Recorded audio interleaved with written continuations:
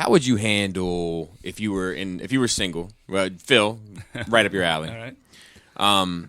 Found a girl, beautiful, seems like a good girl, down for the cause. Loves her mother. Loves horses in America too. Maybe. Yes. Crazy about Elvis. Yes. Makes more money than you. Awesome.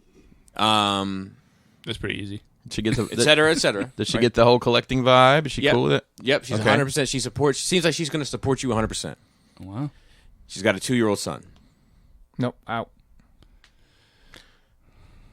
Okay.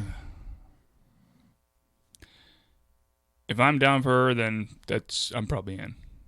Would you do a little dinosaur digs with him in the back and call you Uncle Phil? Maybe. Yeah. Come on. I can see that. Yeah, come on. I have a reason why I ask. I have a buddy of mine. He's 20 now. He's also 24 or 20. He's somewhere in that pocket. Earlier in life, I might have said no, but now, whatever. So he's definitely been playing the dating game, and he's been an interesting resource to talk to about just how things work now. Yeah, I have no. So he tells me basically how it starts is with socials. Mm-hmm. So you exchange socials, and then you start and he said there's even like an echelon to that. So like you start with Instagram, and then you get to Facebook or whatever the case may be. Personal. Yes, Messenger, and then you end at the telephone. Like if you start texting, now it's starting to get serious, right? But direct access. Yeah. But what's fascinating to me is he was like, "There's a lot of pressure on me from her right now to post a picture of the two of us, like." To make it official to the world. Yep. Mm-hmm. He's under a tremendous amount of pressure, and he's like, "Look, I don't know quite where I feel about it because she has this young kid. If she didn't have the young kid, it'd be a no-brainer." Yeah. Right. But But he's 24. So how old is she? I think roughly the same age. So you understand from the lady's point of view, with being a single mom, that they're not trying to fuck around. At Correct. That point. So, Correct. And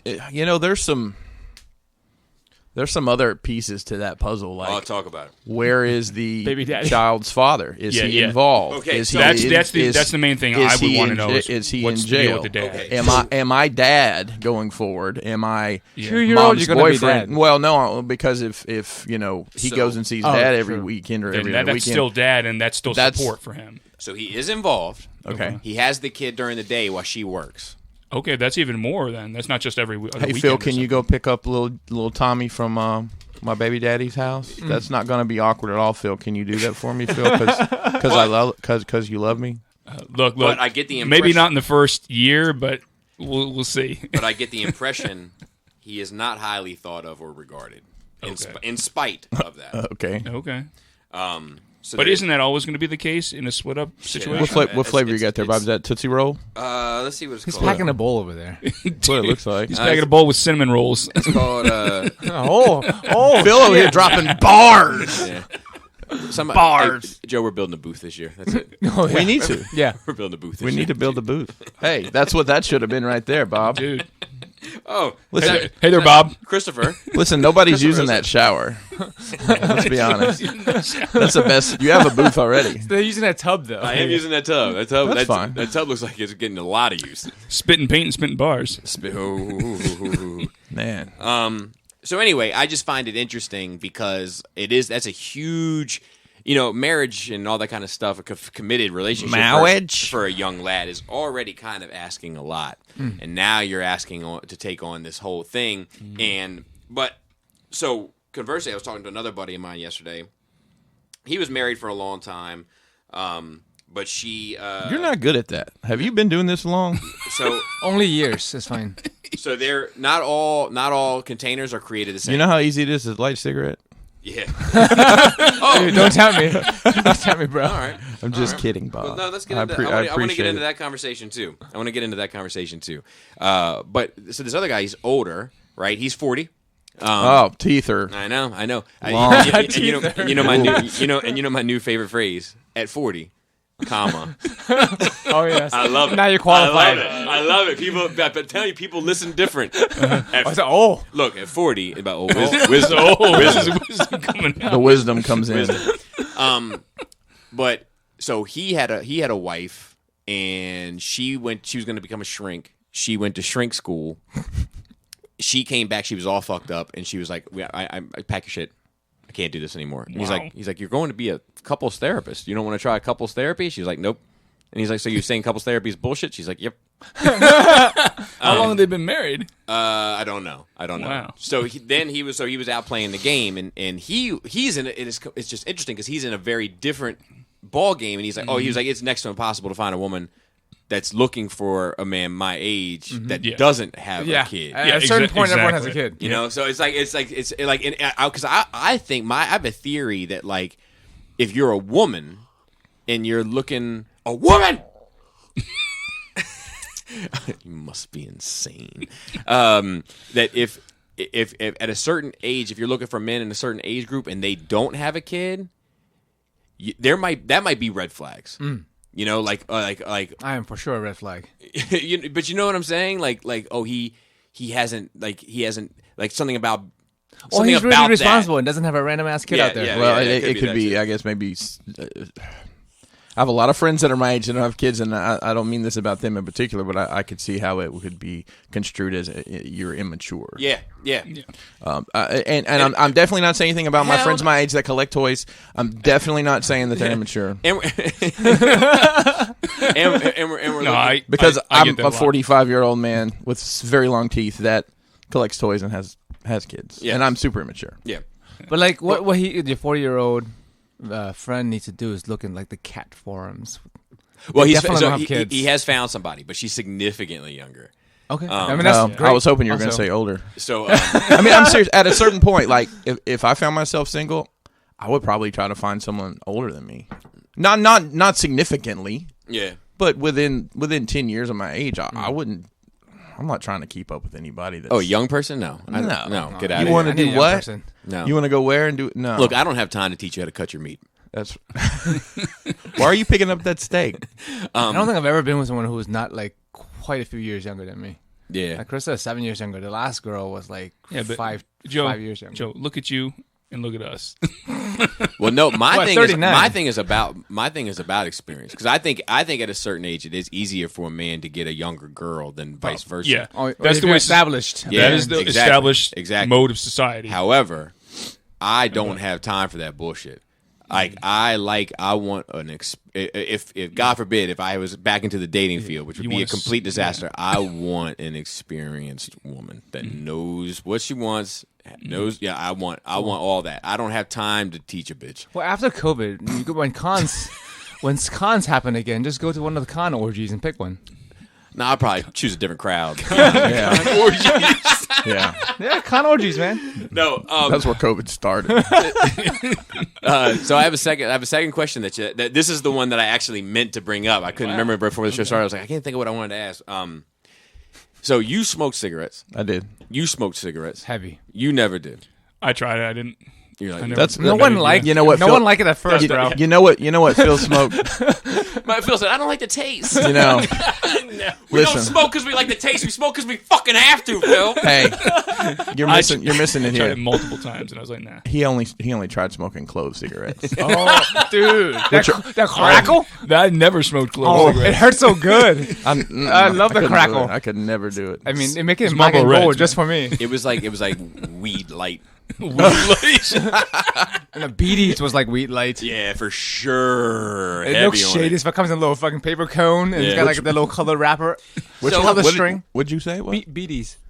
See, you guys have talked about that before. I don't know what BD is. That might be a regional thing. It might be a regional thing. It's like a small, like hand rolled in leaf, like cigarette, and at the end is tied off with a colored string. That tells you what flavor it is. It was like a rubber band. Sometimes was it in a pack, or did somebody just hand it comes in like a cone? It's called a BD. I don't know how to spell it. I just know it because this is what I did. You could buy it at a smoke shop. It might be a not like a lot of people would get them from Ocean City. Yeah, we just have them. Okay, we just have. They were just around, like somebody was just pull one out and be like, oh, let me get one. Like, you know, because it was kind of like a novelty thing. Like, wow. All right. I mean, it's like cloves. Who goes to buy cloves? It just happens to be around. Yeah. That's hilarious. So I wanted to ask you. You find it? Yeah, it's BIDI. It is. It's what's it look like? Manufactured in India and other Southeast Asian countries. Oh wow. Wow. I'm trying to find a That's an picture of one import? that doesn't look like. I thought it was just like- someone from Alabama. Oh yeah, that Like looks that? something that's It looks like that, but a lot less fancy. Yeah, That looks like a fancy package. That's Yeah, fancy. it's a fancy Okay, Yeah. I don't know. I'm sorry. You were asking questions about cigarettes. So, sometimes you need a light. Sometimes you need a cigarette. True. Right?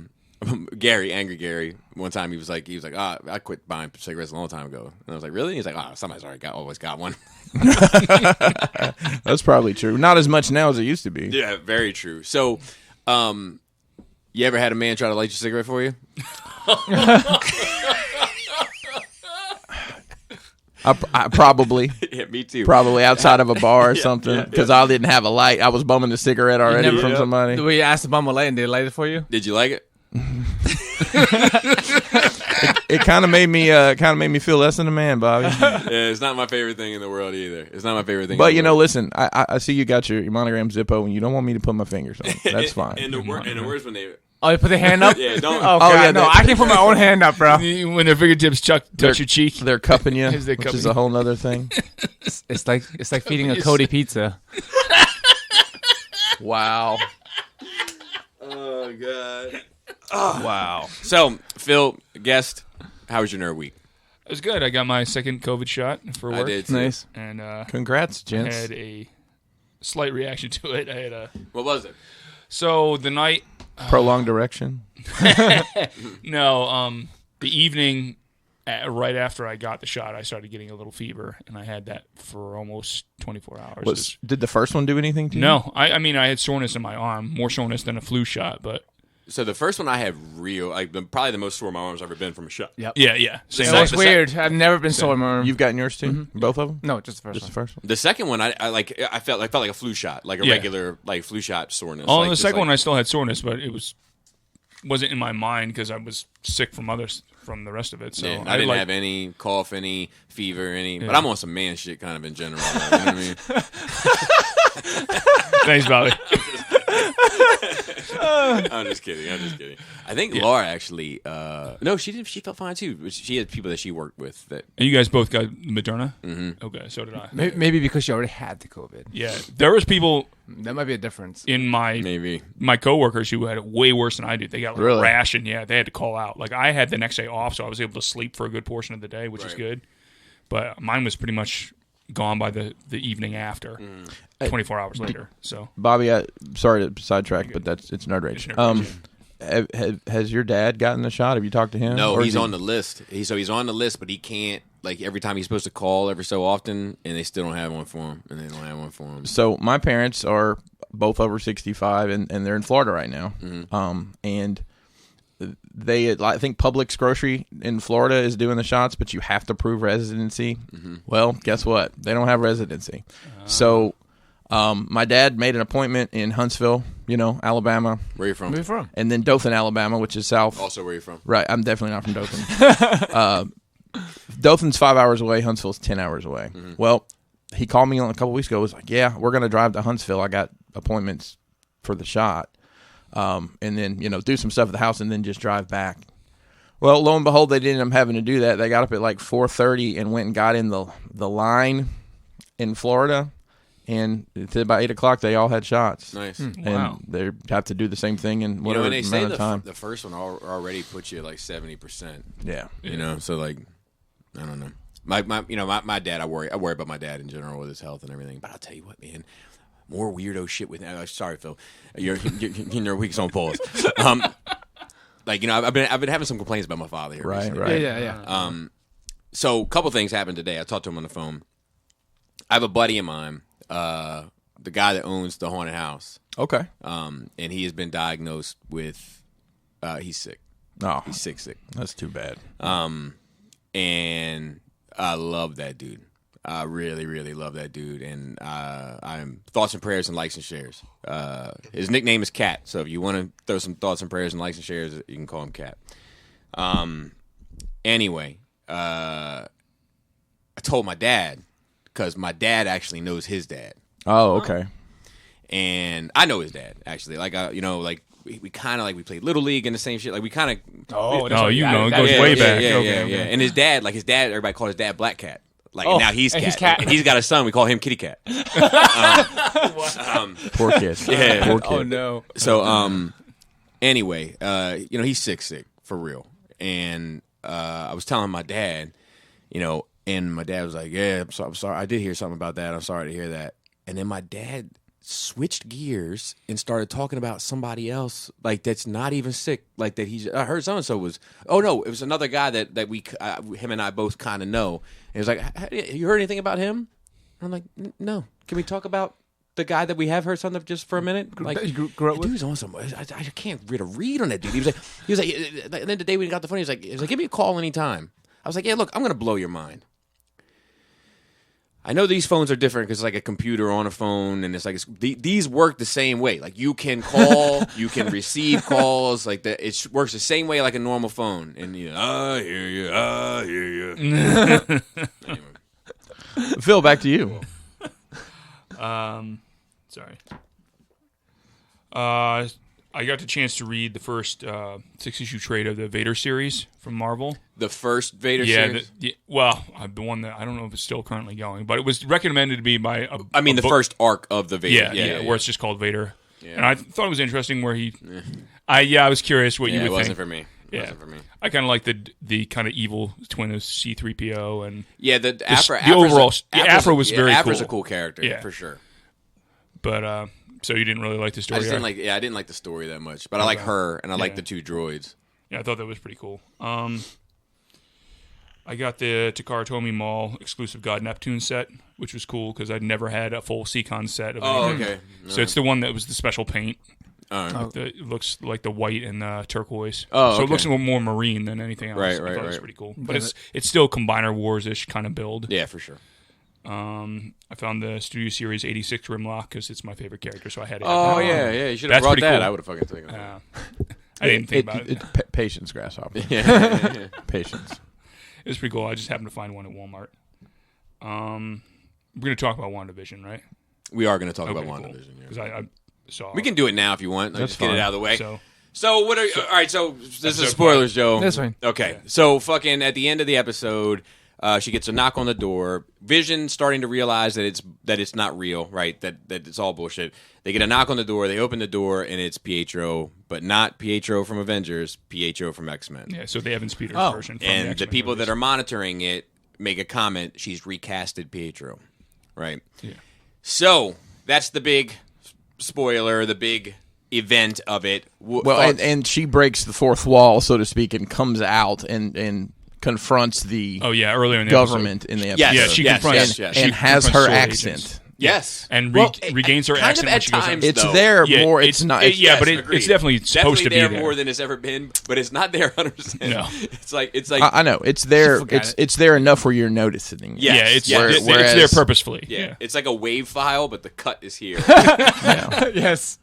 So, I mean that's but I will tell you, I don't know why in my head this, or maybe somebody had told me this was 6 episodes. It's actually 9. It's 9. Oh, okay. Yeah. They keep saying it in the comments every time, like every week we talk about it, and we're like, I wonder how long before Nerd Rage figures out that it's 5 episodes. Because we all just go with it, like, because who gives a fuck? You know what somebody I mean? said first, I'm like, yeah, 6 episodes serious. It's fine. That sounds about right. You said it was 30 episodes? Yeah, I'm in. So there's gonna be 4 more. Yeah. This was episode 5 last Friday. So thoughts on it? I have mixed feelings. I got chills when they showed him. I'm like, I mean, that's integrated now. Exactly. Possibly. See, I have mixed feelings. See, I think it's probably metacasting on the part of the. You think it's a one of one, none before it, none to come? Well, no, I think it's metacasting because they know it's the article? It's poking at the fans, and yes, I did. They know it's poking at the fans, and the fans will get why they cast him, but I think he's actually supposed to be playing another character, is my guess. I don't think so. I'll tell you, with Doctor Strange, multiverse madness coming right behind it, and and adjacently you've got the Spider-Verse that's doing multiverse. I think this is part of it. This is the peeking through the blinds from the. I think this is setting the tone of what's to come for this next large arc. And we've said that since she is the way, the path. She's the way to do it. But my issue is like I'm okay with picking and choosing from the Fox stuff, but I don't want all of it.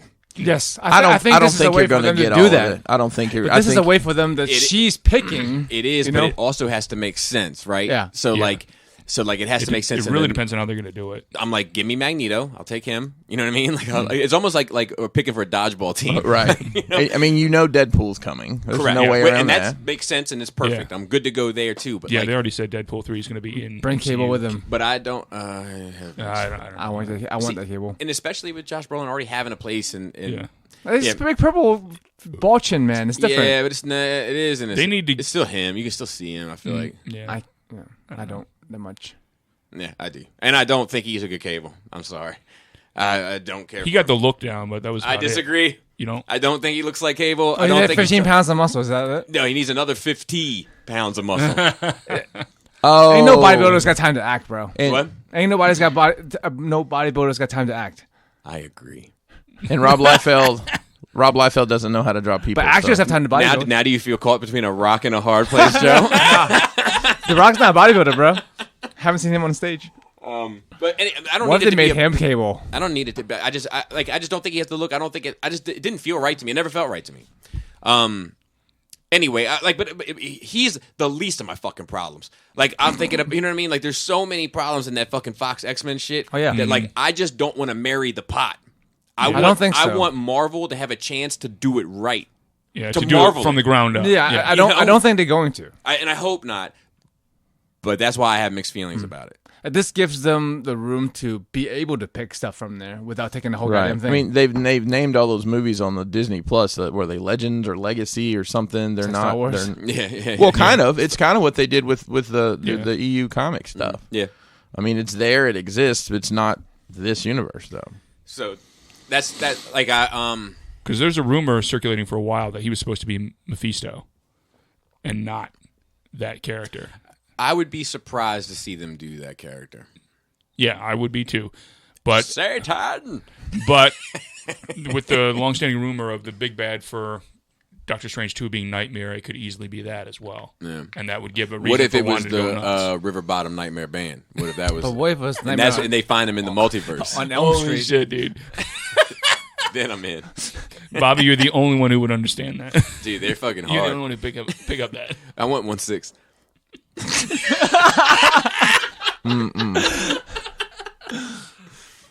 What'd you guys think of the Lagos paper towels commercials? Because supposedly that's supposed to be their parents. Yeah, in all the commercials. Really? Mm-hmm. It's supposed to be the mom. There's a the line. Mom and dad There's a that line died. in that commercial, and I can't remember what it is, but it's like for cleaning up messes that you didn't mean to make, or something like that. And I rewound it. I'm like, oh, and shit. In the background, if you listen, you can still hear it dripping even after. There's like a dripping sound that continues even after they wipe up the mess with the paper towel. It's intentional. And the aerospace engineer, people are debating that that's Reed Richards that they keep on that Sword is mentioning. Gotcha. So, Maybe. but I mean that's a like big stretch. It's coming. It's a big stretch. I was waiting for that. All right. Who do you guys think should play Reed Richards, and why is it John Krasinski? Yeah, it should be him and his wife playing Reed and Sue. I mean, it's Emily like Blunt. perfect casting. Yep. I'm down. And then he can do those Jim looks at the camera. I love the idea of a Fantastic Four done with some real soul to it. Yeah, pretty cool. Sorry, sidebar. John Krasinski hosted Saturday Night Live a couple weeks ago, and his opening monologue was people in the crowd raising their hand and saying, "Where's Pam? Yeah, that was pretty good. Can you kiss Pam?" It's like we've been watching nothing but Netflix the entire. Everybody's watching The Office, except Bobby. I love The Office, Joe. The British version, right? I love them both. I can even do this. Oh wow! You can pat your head and rub your belly at the same time. I don't think I can do that. I'm not coordinated enough. What you got, Phil? I also saw Batman: Soul of the Dragon recently. That was cool. I scrolled past it. I scrolled was past it really as well. like, what the? I couldn't comprehend what I was looking at. On If the you like preview 70s cover. exploitation films, you'd enjoy I'm it. not sure. It's supposed to be more adult, but it's supposed to be like a 70s Is it a exploitation cartoon? film. Yeah. It is, but it's basically It's like an animated film, Joseph. it's like a rated R cartoon. It's supposed to be like a mix of like Bruce Lee and some blaxploitation stuff because Bronze Tiger's in there. And the voice casting is awesome. So. Yeah, I'm glad to hear it. I don't know if I'm gonna be honest with you. I don't know if I'm ever gonna watch that. I'd have to be really hard up. It's Batman though, bro. It is. But like the Samurai one, I actually had a slight bit of interest to watch, unlike this one, terrible. and I couldn't make it through it. Like this it's is not. way I told better. you it's not good. Yeah, It ends real fucking bad. I believe that. I couldn't make it through that one either. I just couldn't do it. Yeah. But I have a hard time making it through the good ones. Oh, You know what I mean? Okay. Like, Have you? What's the last one you saw all the way through? Hush, Oh, see, I didn't like that one. and I did. Okay. I did, and I think they changed the comic too much. that's because exactly why I liked it. Okay. If y'all Because want I the don't same want to story, see just the read same yeah, story all same. the time. I don't. I want some sauce because otherwise, I can just read read the it. book. Yeah, Yeah. I'm good there. that's true. Like I don't need this. I needed to have a different. Like I can have pizza from one restaurant and from another restaurant, but I don't want it from the same restaurant again. You know what I mean? I have my pizza and I can go there whenever I want it. Yeah. So you never saw the Apocalypse War, the ending one, where they go to face Apocalypse again? I don't know. Okay. I'll be honest. That's the Dark League one. Yeah, the last. I don't know. It was kind of the end of the universe before. I'll be honest with they you because started so many of them. I Red Sun. I watched. I made it like 10 minutes in, And you didn't like and I it? was like, Oh, I just don't give a shit about cartoons. Like I try to. I buy Animated them all. I want films. to. I love the characters. I want to watch it, but I'm like, I don't give a fuck. Like I want to give a fuck. Super bad. I will often put one on when I'm doing something else and glance See, at that's it maybe what I occasionally. need to start doing. Is like I Yeah, can't. I don't sit and watch it. I have to see, but that's what I do. Is I'm like, all right, play. And maybe I need to just have it on in background. Like I love the 2-part one they did of The Dark Knight. Yeah, that's awesome. But that's phenomenal. That's pretty much translated page for page. correct, which is cool. Yeah, it's But cool. like, but it is. I've never watched it again. Oh, I've and probably seen it a dozen times. And if I was to go back, I'd probably pick the book up. yeah. yeah, you can't read a book while you're building a diorama. That's a fact. Well, maybe I could. The way I cut my fucking fingers to shit, I might as well. I might as well. Paper cuts everywhere. What if it went the other way? I made perfect cuts with the blade, but I ended up cutting paper cuts all over my fingers, turning the page. That's what it is. That would be a you thing to do. It would be. Saw The Little Things on HBO Max. It was one of the ones that released in theater and at the same time on HBO Max. It's the one with Denzel Oh, okay. and I've heard Jared about it. Leto. Yeah. I kind of agree I'm with already Kevin out. Smith that I hear fucking Jared Leto, I'm out. I can't fucking stand the motherfucker's face. he is What an about, amazing actor. 30 dude. Seconds to Mars, whatever the band is. I don't. So, yeah, I like the band too. Yeah, I think the band's all right. I've seen them live. They're a great show. Yeah. Did you know that Jared Leto was in some sort of like meditation camp when It was a cult. when COVID literally like the shit happened and they came out of like they were in some like silence thing and they come out and they're like, hey, this is what's been happening. You can leave if you want. Is this on an island or something? I think it was an island. I yeah. saw a Vice documentary Yeah. about this, and like they were like, "Look, we don't know what to do. Like, we can't even get you out of here because boats won't come at the moment." I don't Like, know if it was that. There's some shit on Vice about it. There's like, But that Was I saw a Leto the preview leader? for an interview Right. that he did with like to the Today Show Sunday morning or some Right, shit, right. some rather obscure thing. Well, he looked like a haggard version of Jesus in this. So- He was So kind of, so it was a Tuesday. yeah, exactly.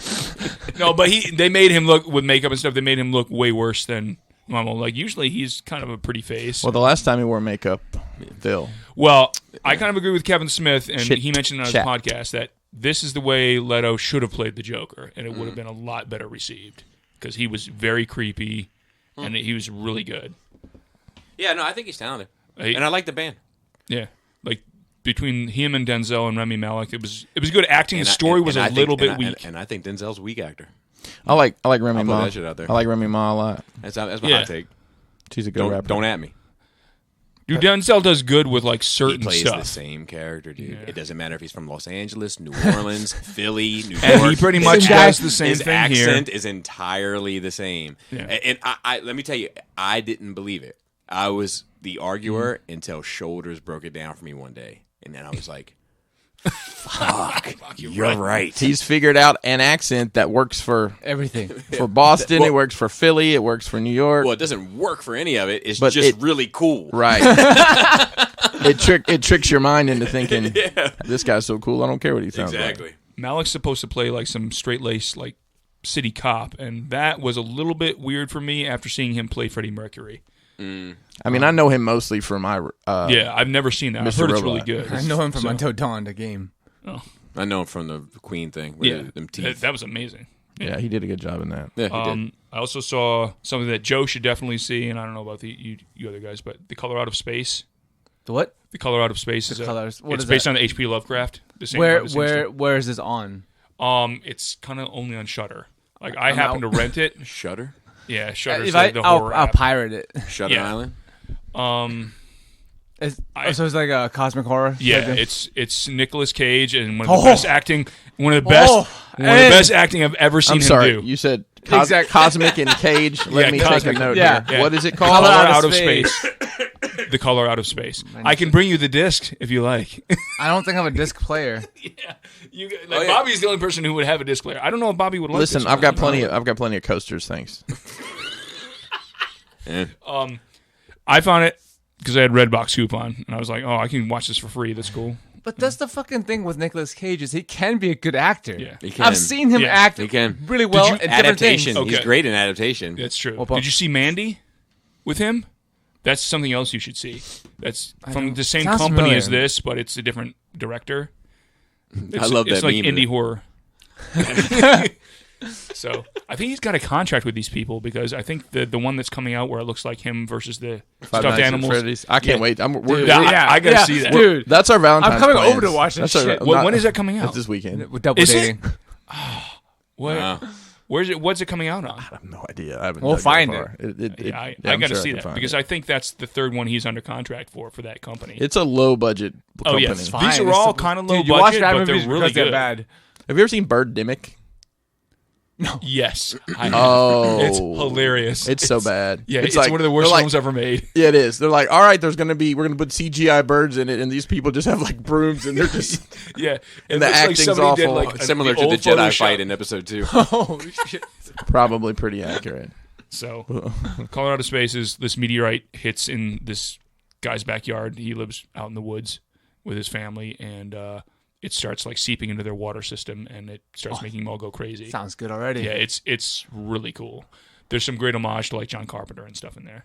So there you go. I won't catch any of that, but it sounds like a good movie. I'm not good with that homage stuff. Well, it depends. It depends. If it's in my wheelhouse, I'll grab it. But if it's like, have you guys seen John Carpenter's version of The Thing from the '80s? Yeah, I mean, if I haven't, it's been forever. Listen, I haven't been in the film business. It still holds up to me. Like, I still watch that once. Well, in a while. there's one scene in Color Out of Space that is directly taken from that. It sounds like you're saying Colorado Space. So is it Carpenter did Color Out of Space? Space? No. Homage. Right. Yeah, it's just an homage scene, but. It is somebody famous that did that. I can't remember who the record was. Got the new Foo Fighters album. I really like it. I didn't even know they're still making new albums. I know they still play. Friday. I know Dave Grohl is like fucking prolific, but oh yeah, he's basically done everything at this point. I like him a lot, but I've never taken to their music. Yeah. Like I've always, it's like one of those bands like I want to like it. Do you know what I mean? So yeah, I listen to all of it kind of ad nauseum sometimes because I like him so much, and every time he's in an interview, I'm like, yeah. Is it too pop for you? Is that what it is? I don't. I think it's the vibe and the energy of it is just like I don't operate on that frequency. Yeah, I can see I that's not really in your wheelhouse. I understand that. Yeah. But I like him so much. It's good gym music. Do you still weekly listen to new stuff as it comes out? Have you heard any of the new album? Because it just dropped on Friday. No, because I haven't. But I'm not through this past week's. Okay. Anyway. I was just curious what you think of it.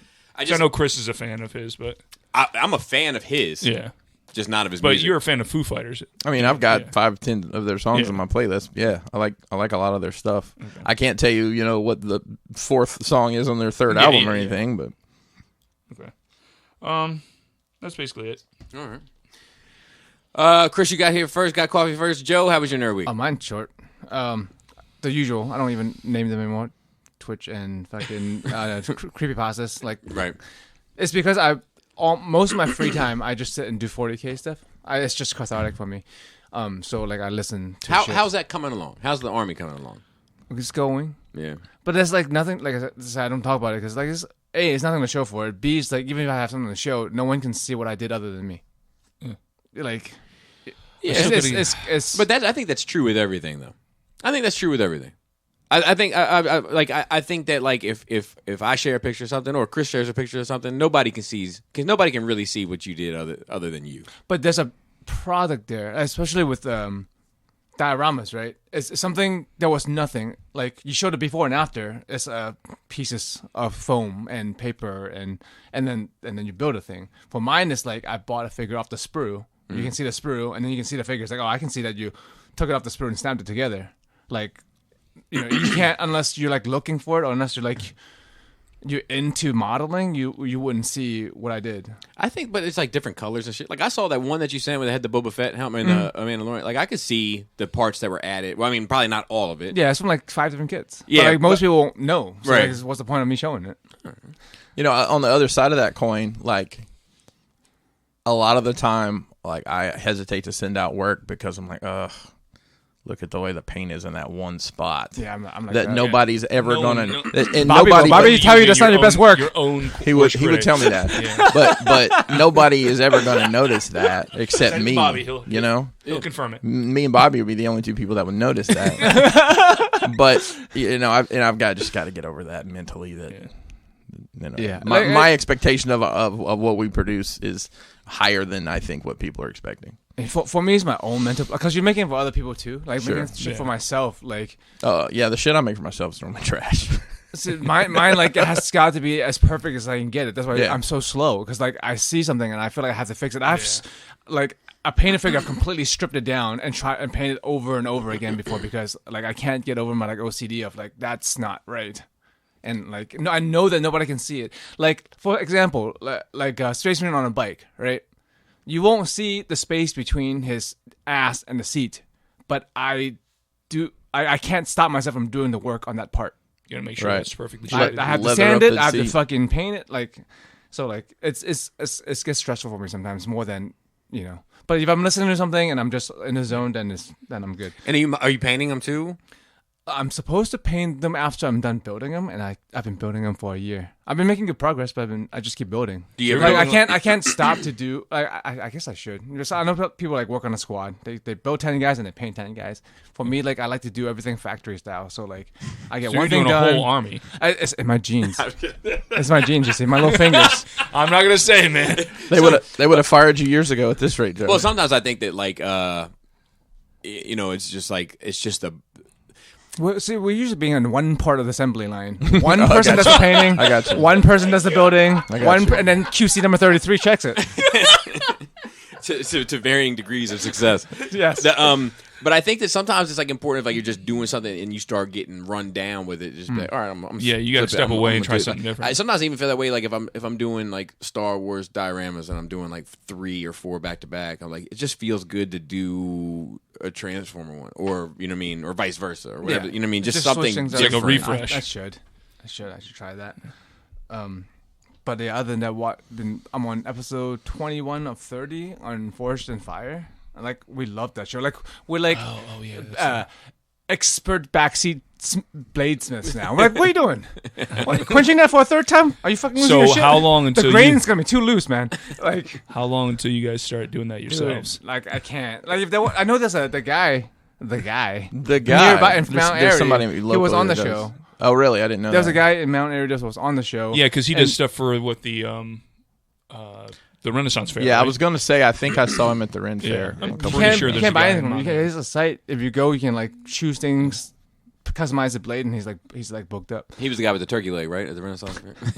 Who's the guy without the turkey leg? That narrows it down. If I'll tell you, Joe, I like watching that show. The drama's a bit nonsensical for me. There aren't any drama. That's why I like it. If you watch, you go on. Not even the drama, just you got 5 minutes left. Oh, that's just there's like a ton of people on YouTube that do knife builds, and they'll make them like bicycle chain knife, they'll fold the Damascus and everything. I like watching. Me and Charlie actually like watching those. Yeah, I mean, I like how it's made type of stuff. Yeah, but like, it's cool. I quite enjoy that show. Like, I'm going to be sad when I run out because there's 30 episodes on Netflix. I need to. I figured you'd have a whole wall of season. Final Fantasy stuff that you've made at this point. They only did fantasy themed ones. Yeah. I wish they would do more, but I get it. Like everything is like historical, so there's like something to measure up to. But, right. But yeah, I would love to. If the equipment seems super expensive, there's no way to get into it. Well, unless you can get into it several. It's just like any hobby. I mean, you can build dioramas coal with a fire CNC router, I or see the you guy can outside with fucking coal, Yeah. like in a pan, and fucking Oh, heating your up. neighbor. Heating up. Dude, that motherfucker's gonna burn the goddamn neighborhood down. He's gonna burn the fucking Wait, neighborhood is this down. in this neighborhood here? Yes, next door to me. In the What's he fucking got? townhouses. What is this? He has a Dude. fire every fucking day. On his deck, under his deck, in What? his garage. In the garage. He's like constantly burning His, shit. his kids just fucking run around with sticks on fire. It's What? Dude, this is wild. You've seen them, right? It's How is he not gonna burn the insane. neighborhood And you down, want to man? hear something like I mentioned that. I mentioned that before to you last year. now you know this. Yeah, well, I talked to you about it too. I can see him out my window. what that HOA do? So yeah, I don't. So the HOA is not It's not in on the their backyard, game. technically, It's- you know, but but, no one sees but it's still not allowed. I guarantee you, it's not allowed. Yeah, that sounds pretty that's wild. that's like some county law shit. I mean, people have barbecues on the backyard on the decks. There's very specific parameters to that Oh, shit. okay. Yeah, I wouldn't know anything yeah, about that. yeah, yeah, yeah. like I feel open like pit, it's open like the flame. same- yeah. No, like open flame and like there's very specific right. parameters. Like, bro, like I look at it. But we walk. I can see out on my kitchen. I'm eating dinner. I'm like, this motherfucker's setting a fire again. when we're walking, we can smell it. The smoke? You know, Oh and my I'll be like, Is he oh, burning they're- trash, I'll be or like, what no, is no, it? no, it's wood. And I'm like, they're at it again. And They just like to sit outside and like fucking set things on fire. Dude, he needs to All day. leave out by Chris, not and here. then she was like, my wife said something like it was funny, like because she had to walk it back like immediately. Like she was like, she's like, and she said it jokingly. I want to put that out there for anybody who's getting ready to take offense. She said it jokingly, but she was like, townhouse people. Oh my god. So then she was like, and then she looked at me. She's like, I fucking married one, didn't I? Oh man, I was a townhouse resident for a long time. But Yeah. yeah, that's true. But I mean, I've only lived in apartments. Like this is my first single family house ever. I've only lived in apartments, townhouses, and trailers my whole life. I have lived in all of those too. Dude, I've lived in all those too, but I've also A double wide or no, me either. I lived in We're looking at double wide. I It's lived in like- Deer Park. I mean, Deer Run. Deer Park. Deep Run. That's a deer park where they make the water. I lived in Deep Run. Bro, like I worry for that. I'm like I feel like I'm far enough away from the townhouses. If that fucking section burnt down, my house would be all right. But Jesus Christ, and his kids just run amok. I think there's two of them, and they just like Dude, I know. leave toys all over the road. Have I you would driven down and really? seen Yep, like yep, scooters yep. and fucking helmets just on the goddamn road? Yep. I would just get outside, take your garden hose, start wetting down the side of your house. Like if it starts going, you know what I mean? Just like, look, I'm cooling, and they're gonna look at you funny and be like, yeah, look, I was looking at you funny when you were lighting the fires on your fucking deck too, man. Like we all got a time to look at each other funny, and now's your time. I'm gonna start rolling over the goddamn toys. You know, like I'm tired of dodging that shit. Yeah, I hear you, man. Wow. Laura and I had this conversation all the time about courtesy. It's Yeah, that's- very simple. Just leave it on your yard. It's fine. You leave it outside. Don't fucking have it on the road. It's very simple. It's like that road shit is little wild. things like on our walks, like people just leaving their trash cans Oh, God. in the sidewalk. Like just move it off the sidewalk. There are other people. Yeah. Like just be courteous to one another. Like it's a very simple concept to me. And I understand. I mean, this is like the dad in me coming out and shit. I'm not dad, but like, it's fine leaving the empty trash can or recycling bin out for a day. You might be busy or whatever, but like Right. 3 days later and your recycling bin is out there, Yep. it's none of my business. Dude, It doesn't hurt me, but I'm judging you. I tell you, I dare. Dude, I dare. I triple dog dare the HOA to ever send me a notice about anything. Yes. I'll be out there like I said, what's up with my fence, bro? yeah. Like little notepad. You'll think I'm a detective. Yep. Bobby's gonna come with an automatic Karen. And the things we don't have a fucking big yard or driveway. We Yeah. have big house, little yard, and also the townhouses.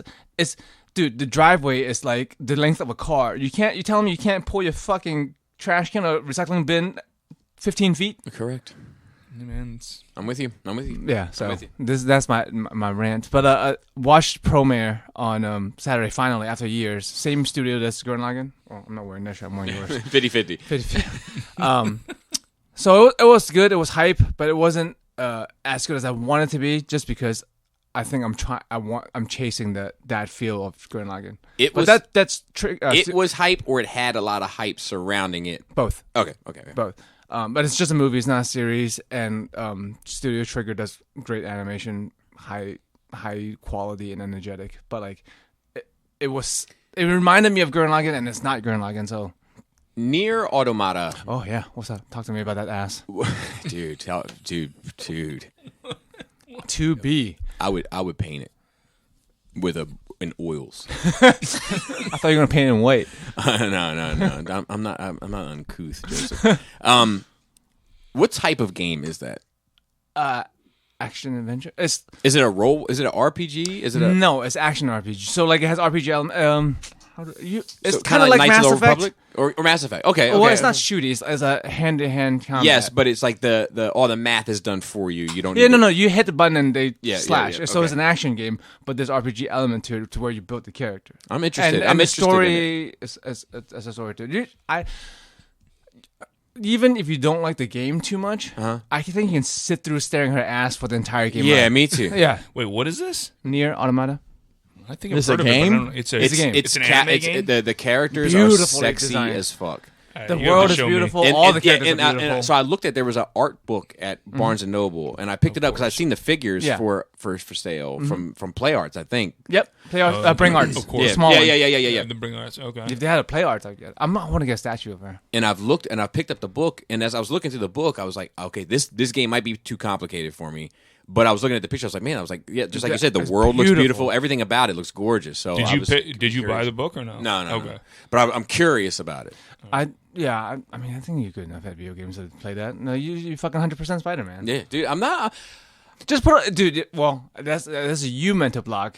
Like I've gotten Chris over. I'm like, bro, they make different difficulties for a reason. If you're a guy on a go and you're not trying to fucking master a game, just put that shit on easy and play through it. Yeah, but I just. See, Yeah, there we go. yeah, yeah. There we You're go. right. You're right. And How long did it take you to do full Spider-Man? The I entire. have no idea. Okay. But because I'm would in no rush because Yeah. I got no other game to play. So it's like, you know what I mean? I'm like, Did you Other enjoy than it, or did Zelda you just? that was you've it had sitting in your fucking plastic wrap for a year dude, before I Spider-Man? got a Marvel game upstairs too for Switch that I have. Ultimate. Yeah. something? Yeah, the Ultimate Alliance 3. That's something I would like to play, but I don't have a Switch. Yeah, I That's got really it. fun. Because With the second one on PS3 I was got an a- amazing I got a game. Switch. I've had a Switch for over a year now. I've never turned it on. Yeah. Yeah, see, that's why I never got Well, one. you should I have was like, flipped it. There was a time deep in COVID where like everything. Yeah, was they were getting, going for like $600. I want to. Do you know what I mean? Like I want to play it. I just like I don't. It's not conducive to my life right now. Yeah. That's how I feel about a lot of things I want to watch. Right. And games Same I want to thing play. for to be games. fair. Yeah, I get that. That's why I get still that. haven't finished Doom So Eternal. like, I have been playing games like part of Twitch. I've been playing games with friends, but like those aren't. They're fun, but they're just sit down and play for a little bit. They're Yeah, not something yeah. I can Dive deep into. into. Yeah. Which is what I like about games. Yep. Same. Was Spider-Man enjoyable for you, or was it? I loved was it. it a grind? I love Okay, you cool. 100%. Yeah, I you loved had to it. I enjoy tried it. it at I loved Adams it. once. It was very cool. Yeah, I was loved like, it. I don't have a newer system. I loved it. I mean, it's no Arkham, but I loved it. Yeah, I mean, because I feel like people who likes to play a game but don't love it will just finish the story and then put it down. It's the best Marvel game I've ever played. I think. Okay. Because for me, the best Marvel game was Ultimate Alliance 2. It's better than which was- X-Men I don't know. arcade game. Okay, so Yeah, maybe, but like so I played in Ultimate Alliance. I'm not sure if it was 1 or 2. I enjoyed it, but that's got standing a shit on. It's not comparable. my favorite is still Marvel vs. Capcom 2. Yeah, I mean that's I a love lot the of people's designs. favorites. I love the anime designs of all the dude. Dude, the Marvel anime stuff is on Netflix now. I don't like. yeah, that's they're- right. They look cool, but like, The Iron Man to me was the best one. It, Yeah, it it had was the good. best story and best animation. dude, they made like they did the same goddamn thing with Wolverine as they did with Marvel. They made him Yeah. tall and good looking. Like, Yeah. dude, he's a short, ugly man. He's a little fucking runty, thick, furry goddamn thing. The other one that I really ended Talk up to me. liking Right? for that was Talk to me. was Blade. Yes, Blade one was that cool because it was a unique Thanks for story. almost fine. Like I like them all, but like yeah. Wolverine It's a good vampire story. Wolverine should look like his armpits stink all the time. Yeah, Yes. he should look like a caveman. Yes. It's Chris. And that he's never washed. You're his not belly button. supposed to want to talk to him. He's that guy at the bar where you just leave him in the corner by Yeah. himself. Yeah, he's not one of the. Oh yeah, I've definitely So seen he's- these characters. He shouldn't have hey, you're not allowed to do that anymore. DMCA? Yeah. We're gonna talk about that I've today. definitely seen these characters for Nier. Very I popular. figured anyway. we would. Anyway, continue. Yeah, they're very sexy. And that's it. Oh, they're gonna. I see a preview for a statue on my bay. Which one? Ooh, It's Claymore. It's That's the guy that won American Idol. who? Clay Aiken, you said. What? Clay Aiken. We're aching for Aiken. Remember that? Oh my god! Hey, Clay Aiken, Rupert Dude, stuttered. I had to pull for the 205. If man. you got a quarter scale Jesus of Clay Christ. Aiken, you're a different Somebody type. You're a does. different I type of fan. Oh man. But it's one of the two complete manga series. There's the box they brought over. I mean, that Laura was thinking about buying for Gina. Oh, okay. Is that I love that series. Let me see the statue when Chris. Well, no, gets it's just preview. It was just like Oh, so didn't you even show the full yet. The full review would be on in February, like that, in a week, and Okay. then pre-order goes up a week after Wait, that. is it quarter scale, or what did you say? I don't know. I don't care. Oh, you don't. Okay. You just want. You know. It's, Just know it's, you it's want like yeah, exactly. There's not much made for that property. Okay, like that's I have the official figure, which is like one of them, and then there's only two, and then I have a third party statue, Okay. and then this is. And kinda I like think the- it's third party. I'm not sure, but It's like Soul Calibur more and like Doom. turd party. but like when you. Well, fourth party though. Bring it back, dude. Bring it party. back. But sometimes there's just franchises I love that they don't make much stuff for whatever fucking reason. So anything that comes Yeah. out, I'm just like, oh, let me- Mass Effect. That's how I feel about Mass Yes. Effect. That's Why how I is there feel not more about Doom and Soul Calibur, and they don't make like figure stuff No, for they that. I don't. wish they would never make the Doom in the green suit with the silver helmet. And I would buy it just to burn it. It's the dumbest fucking design of all time. It's Some of very, the monsters it's very, are cool. Yeah, I wish they would do the monsters. Like I like the McFarlane. But I wish they would do the fucking Mega Man villains. They're not going to do them That's either. true. They'll do Mega Man- 30,000 fucking Yeah. Mega Man. Oh yeah. But they won't. I can't get a Snake Man to save my life. No, That's a back weird- in the 80s and 90s they did, but they're not good figures now. That's a weird license, I think. it I has think, to be. because it, Mega Man, Rock Man.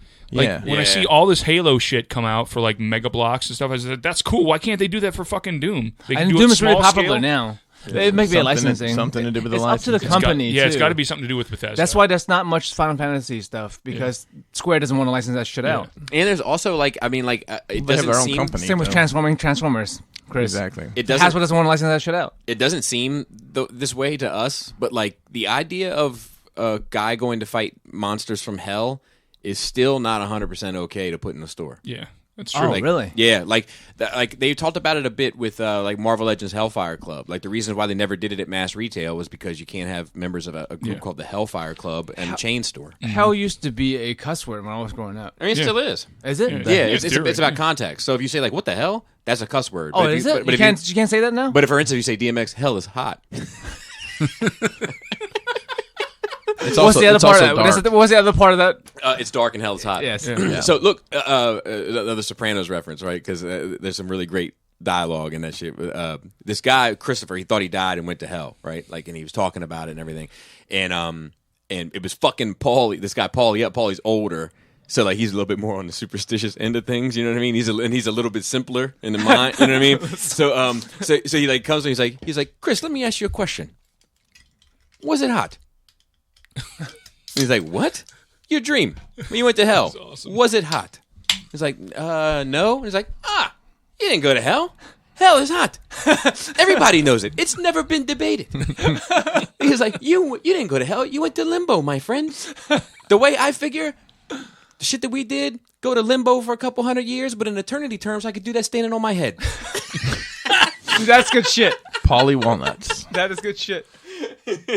No, that was a good shit. What I just saw Joe do. He used the tape measure tab to open up his. Did you My routinely tab. do that? No, just whatever's lying around. Why don't These you things just- are really tight Oh, sometimes. tight, yeah, And I, yeah. and I You just chew use my the tape fingernails. measure. I've used a knife. I usually use like a little pocket knife. You good? Or you got more? Yeah, I'm good. I just want more statues and figures and shit. Well, how's the Ventures? Or has it come yet? Today. It's supposed to be today. Oh, really? But How big like, is that I'm- supposed to be? What Six, size is a it? quarter scale. 1/5. And who makes Is it? it 1/5? I didn't Mythos is even know. 1/5. Who makes it? How weird. It is Sideshow. Yeah. Is it size yet? Okay. I didn't. Are you sure it's one?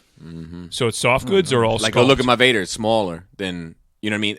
The statue itself looks about the same size because it's a bigger base. And shit. Base. Yeah. It's all about a base. So, It's not. so it's a no, full not base. statue, It's or full is this statue, full okay? statue. Wow, yeah, that'd be cool.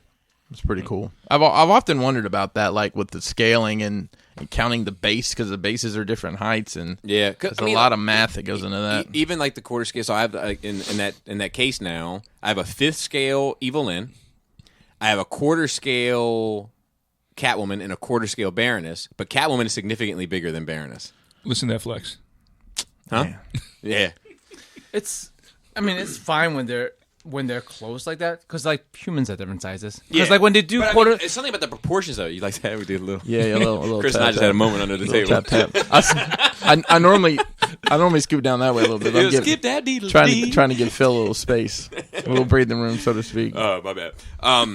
Anyway, Christopher, My turn. you got a long nerd week. I got a. So Yeah. I watched a shit ton of stuff, and I wasn't here last week, so you Right. get to listen. yeah. I want to start out with saying I haven't had FOMO in a while, but a lot of the Realm guys got together this weekend. I saw that. at the Wayne Toy oh, Show. I saw that. Yeah, I was half expecting Yeah. to see your Dust, face in a man. picture, and I was like, Dust, wow. Dust, if you're listening, I love you.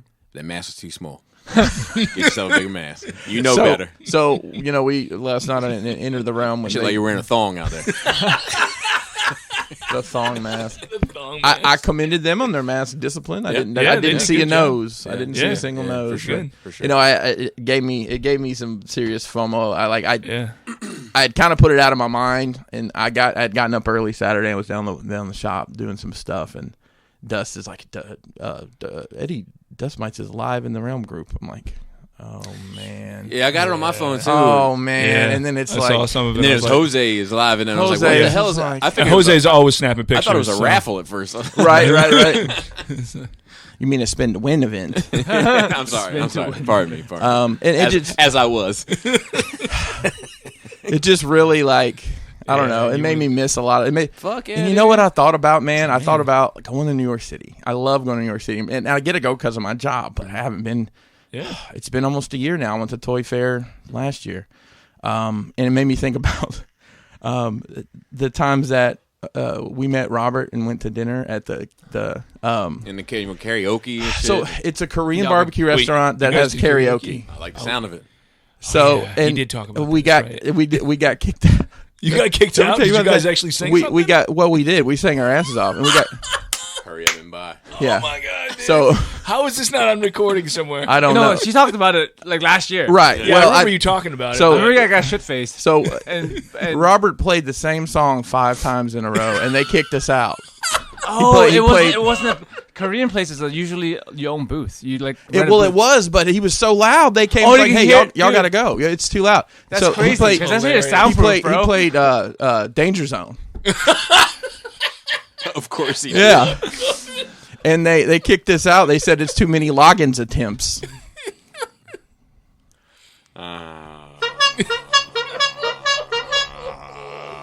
Kenny Loggins. That's good. All right. Kenny But I do miss karaoke, but we didn't really get kicked out. We shut it down. But we was- didn't kick it out. Did you shut it down with Danger Zone? No, nobody even sang Danger. I think shout out to I think Matt H sent me that one.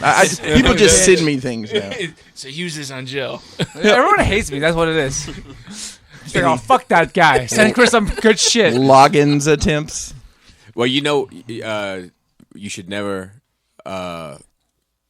you should never tell a pun to a kleptomaniac because they tend to take things literally. I get it.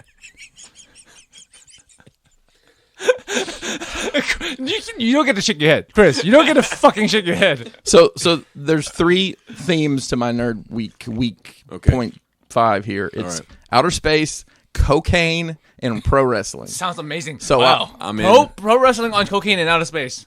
Amazing. I'll book Just it. cocaine. I'm just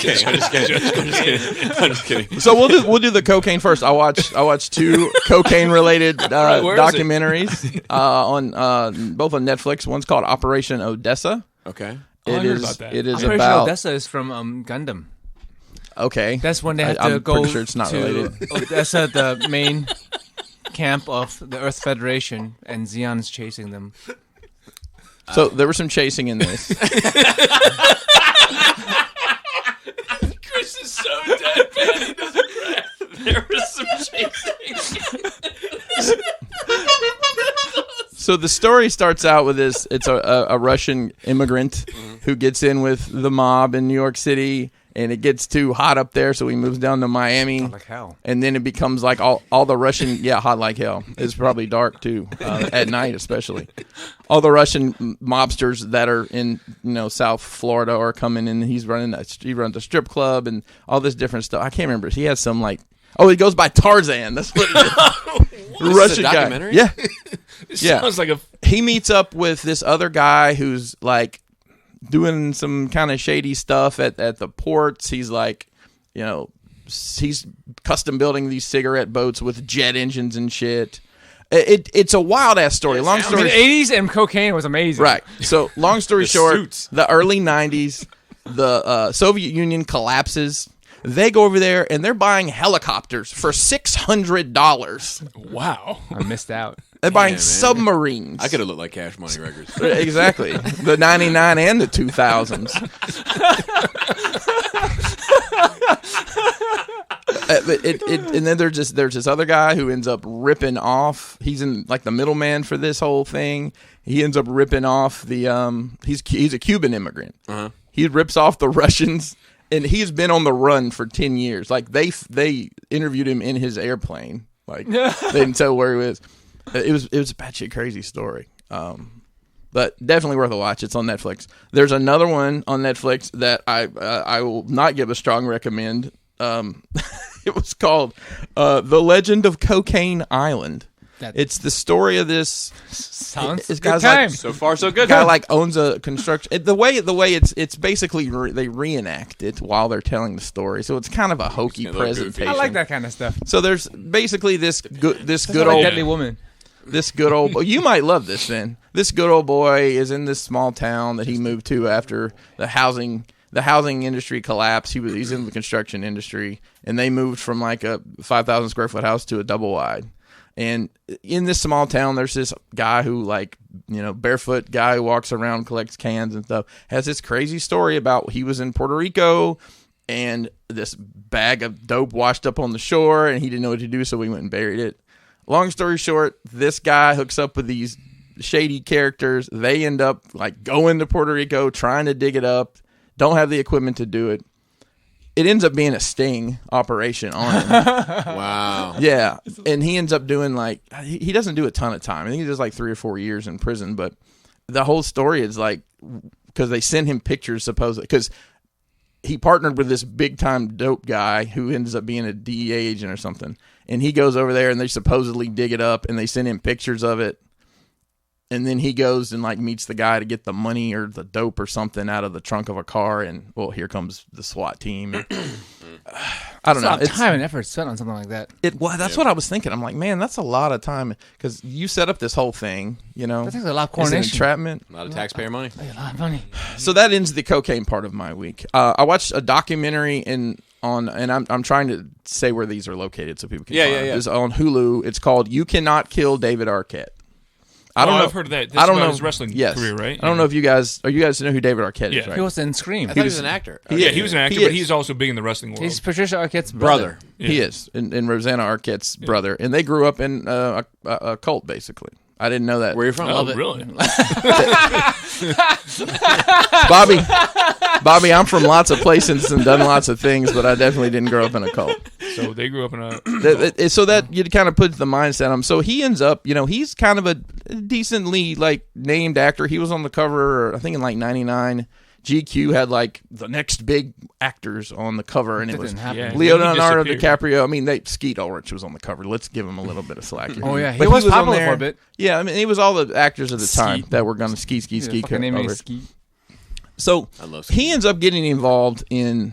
And anytime I ever mention David Arquette, I always say former WCW heavyweight champion of the world, David Arquette, because that's true. It's written in the books. He got hooked up with Warner Brothers to be in a film called Ready to Rumble, where he is a wrestling fan. That's right. And Very and meta. He's a wrestling fan. They have all this is because Warner Brothers had bought Turner Broadcasting from Ted Turner, and in turn owned WCW wrestling.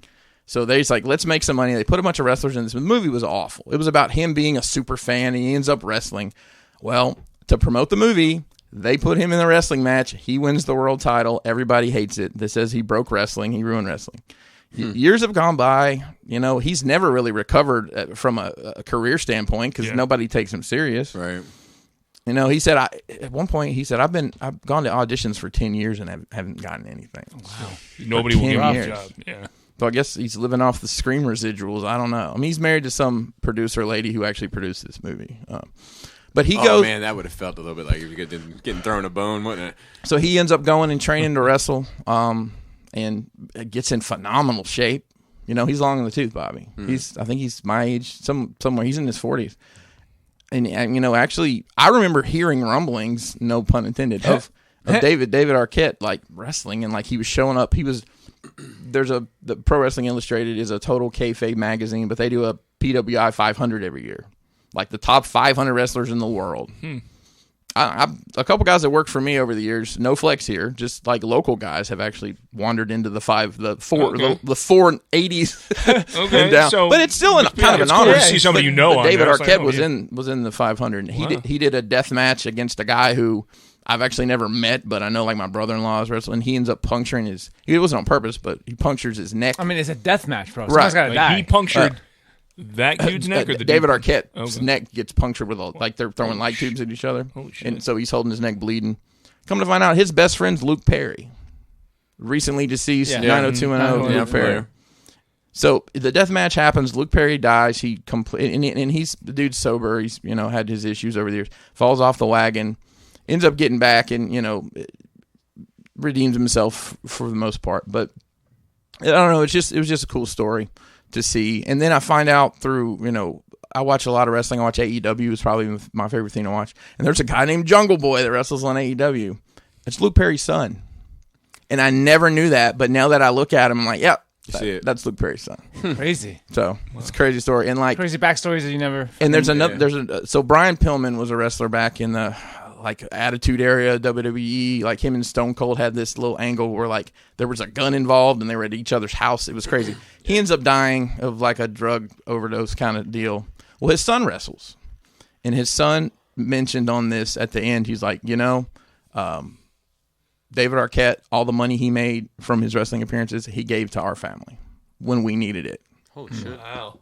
That's incredible to hear, and because it's not. It's like Steve Buscemi, going in 9/11. Nobody's waving a flag about that. Yeah. But you hear stuff like that's that, the nice it's thing like, to wow. find out. It's like because these people weren't waving the flag, Right? And you found out, and it's like, oh Exactly. You shit. find out unintentionally it was. Yeah, but I mean, Buscemi's different. It sounds like this dude was too. Like Absolutely. So I really got my space bag, and it started out with finishing The Expanse season 5. Great. Oh my god, that show's so good. Is it on cliffhanger? It kind of wraps some things up. Well, actually, it wraps some things up, then it just sets up the next season. That's what I like. Season 6 is supposed to be the end, right? Season 6 is supposed to be the last season that's going to be on Amazon. Now, apparently, there's a time gap between book 6 and 7. Oh, yeah, it's following books. I forget. Yeah. Okay. Is that book still going? The 9th book is supposed to come out soon. So it's still not over. Now, do you read the books too, or no? Thunder Thief over here. I read a book, guys. An entire book. It had over 500 pages. Coruscant Nights? That's still getting dusty over there. I've actually read those twice. He's read them twice, Bobby. Is twice as much as Bobby's read them. No, I actually infinitely more times than Bobby's read them. That's right. I literally dusted off my Kindle Paperwhite that I forgot I had, and that's how I read them. Okay. I read the book, and then I started watching the show from the beginning because just kind of see. So my plan is to watch to a certain point, and then read the book. And, I'm tempted to give it another shot. And I'll get back to it eventually. I'm I tentative will like the first on like bit fucking of it. things that aren't over. I'm like, bro, it's like what's that show? Game of Thrones. That shit, that book series is still not over. It's like I don't want to be that fan who like follows a fucking series for 10 fucking years and the author dies or I die. Right. Well, I did find out something interesting. The author of the books is actually 2 guys. They just use a pen name, and they're actually writers on the show too. So it's all kind of intermingled. Yeah, that's why the show's good. Exactly. One of those guys was I don't know what you call these people that I guess you workshop with. He workshopped with George R.R. Martin for years. Okay. So that's Kinda got some it's writing kind of a tips and- space opera, vibes cool. like that. So. So they're never going to finish. Well, I don't know. The 9th book's supposed to come out this year. Out of what did they know? That's supposed to be the last book. Oh, okay. The 9th good. one's supposed to be the nice. last one. Good. So I need a conclusion. my dad loves sci-fi stuff. I sent him the first book to read in paperback because he's a paperback kind of guy, and he messaged me last night and says, "I want to read more of these. They're really good." Wow. Okay. So I'll give it another shot. Okay. The show? Well, how far did you get? I think 1 episode. So the first episode is Wasn't like it a as 3-episode But the first deal. episode handles business the way some of shows would handle a whole arc. Yeah. Because so much true. shit happens. Yeah, I just think I just didn't fall in love with it, and then I started thinking about how much of it there is to watch. And Right now there's 50 episodes. 50. it sounds like, That's it? There's only 10 episodes a season? Essentially. Yeah, I think but the I'm seasons going to are- give it another shot. I'm going to give it another shot. Okay. I'm on season 4, so you won't be not that far behind. I watched The Right Stuff on Disney Plus about the original 7 astronauts. Yeah. They're just as fucked up as everybody else. Oh, for sure. I mean, it was obviously dramatized, but like a lot of those guys are just complete assholes. I mean, there was The Donnie, cheating- Joe. Yeah. Is that how they opened the show? Yeah. No, they definitely didn't. But yeah, it was just lots of backstabbing and stuff. And they set it up where it's going to be, kind of I think they'll do a second season. Of course they did. I enjoyed that. I thought it was really good. Watched The Midnight Sky on Netflix. Okay. George Clooney movie. It's kind of a... Is it what he's like all old and ragged looking? He's old and raggedy, yeah. Oh yeah, he's I working saw some it kind on my of video. call station. For So a he... signal, right? Yeah, and something's happened to the Earth. They never explain what's happened, but he... Yeah, I kind of hate that shit. Don't you? Because They that's never- why I wanted to watch that initially. It's like, I want to know what. It how that literally got gets like to a that point where he's communicating with some other people, and the radio breaks up when he's saying it. Oh, that's, like, what? That's some horse shit. That's bad writing. So, I don't like think, everybody, I don't know, it depends, man. Like, it depends on the purpose of the story. I think it's worth a watch. It is set in I mean, there's some science fiction elements to it. There's a space ship involved where he's trying to communicate with. But he was a real asshole as a young. He was so involved in his work and figured like he discovered. I think it's K-25. It's one of Jupiter's moons is inhabitable, and people have at whatever time in the world this is. People have been going and coming, and so to speak. It's worth. I prefer coming and going. There is one plot point that as soon as it happened, I called out what was happening, and it ended up being the exact thing I thought it was. all right. So it's worth a watch. Who else is in that besides him? Anybody else famous or not? Yes, there's a decent hand of people in there. Felicity Jones is in it. I like her. Yeah. The guy who, and I can't never remember his name, and you guys may not even know this reference. Friday Night Lights, the TV show, he played the coach guy on there. Oh yeah, because he was in the new Godzilla movie as well. Oh yeah, that guy. Yeah, but you know who he yeah, is. but I know his face. Yeah, And he was in. Yeah, I think that's. There might be one other name actor in there that Okay. nothing's ringing a bell right now, but I mean it's one of those kind of lonely movies where there's not a lot of people in it. Okay, so you know? small cast. Okay, It's a small cast. Other than there's some flashbacks that aren't small casted. I've been meaning to watch that since it because I there's like stuff George on Netflix Clooney. I want to watch. It's like a fucking time thing. Like there's 2 Korean shows I want to watch. They're dubbed apparently. So I watched Space Sweepers, which is Yes, that's what I want to watch. Yes, a I want to watch Korean- that. How was that? Did you watch it was dubbed fine. or subbed? I watched it with the English talky words, but it's weird because I just like it. I 'cause think it's in about space. half I like of it's space stuff. right. I think half of it's in English anyways because it's a lot of English. I mean, American actors and stuff, and it might be worth actually watching That on looked dub because interesting. I think a lot of it is just in English anyways. It's a very interesting story. It's kind of convoluted, but it doesn't look like they're trying to build a franchise out of it. It's just a one-shot movie. There was also a Korean show that's also dubbed that is based on online comic. Okay. Korean online comic. I forgot what it's called. At like Home or some shit like that. I watched another movie on Netflix called 3022. It's another space movie. It's got Omar Epps in it. No kidding. Yeah. Wow, I haven't seen that in a while. the girl who what was her name? There was a spin-off of Grey's Anatomy, and that lead actress is in this movie. I know that's pretty vague. Somebody somewhere will know who that is. I'll tap out. All right, that's fair. And Sweet Home. Sweet Home. That was like the horror Yeah. okay. I want to watch style, that. space thing. That's the other Korean one that I wanted to see. I watched Wonder Woman 84, and Bobby. Oh, that's right. Bobby, That's right. I wish I had never seen it. Yeah, I get the joke. That was dumb. So I like it a lot. The whole plot was dumb. Why? Yeah, okay. I wish the whole wishing thing. That's kind of what he does, though. It's like saying. Okay, it's let like, me back up. It's kind of like saying it's dumb, like the whole glove thing, like that you can snap and make 50% of people go away with the magic glove. At least it looks cool. I don't know. But the Wish stuff has canon in Wonder Woman comics for a long time. Okay, well, I didn't know that. Yeah. But I just like, come on, man. It's like it's dumb. He throws a shield and comes back. That's dumb. Listen, all this shit's dumb. Of course. It's That's kind of my point. That's the point. That's kind of my point. Is that, like, I think maybe without reference. It's a preference thing. Because there's been different iterations of that stone over the years. Yeah, for Wonder Woman. And I don't like that movie because of the wishes. Do you know what I mean? But I like that movie, and I'll tell you, I have criticisms of that movie as well, for sure. But like, I don't like the Spider-Man shit that she does in it. What do you mean? Swinging around on the, you know what I mean? And it's all in slow-mo and all, like, fuck out of here.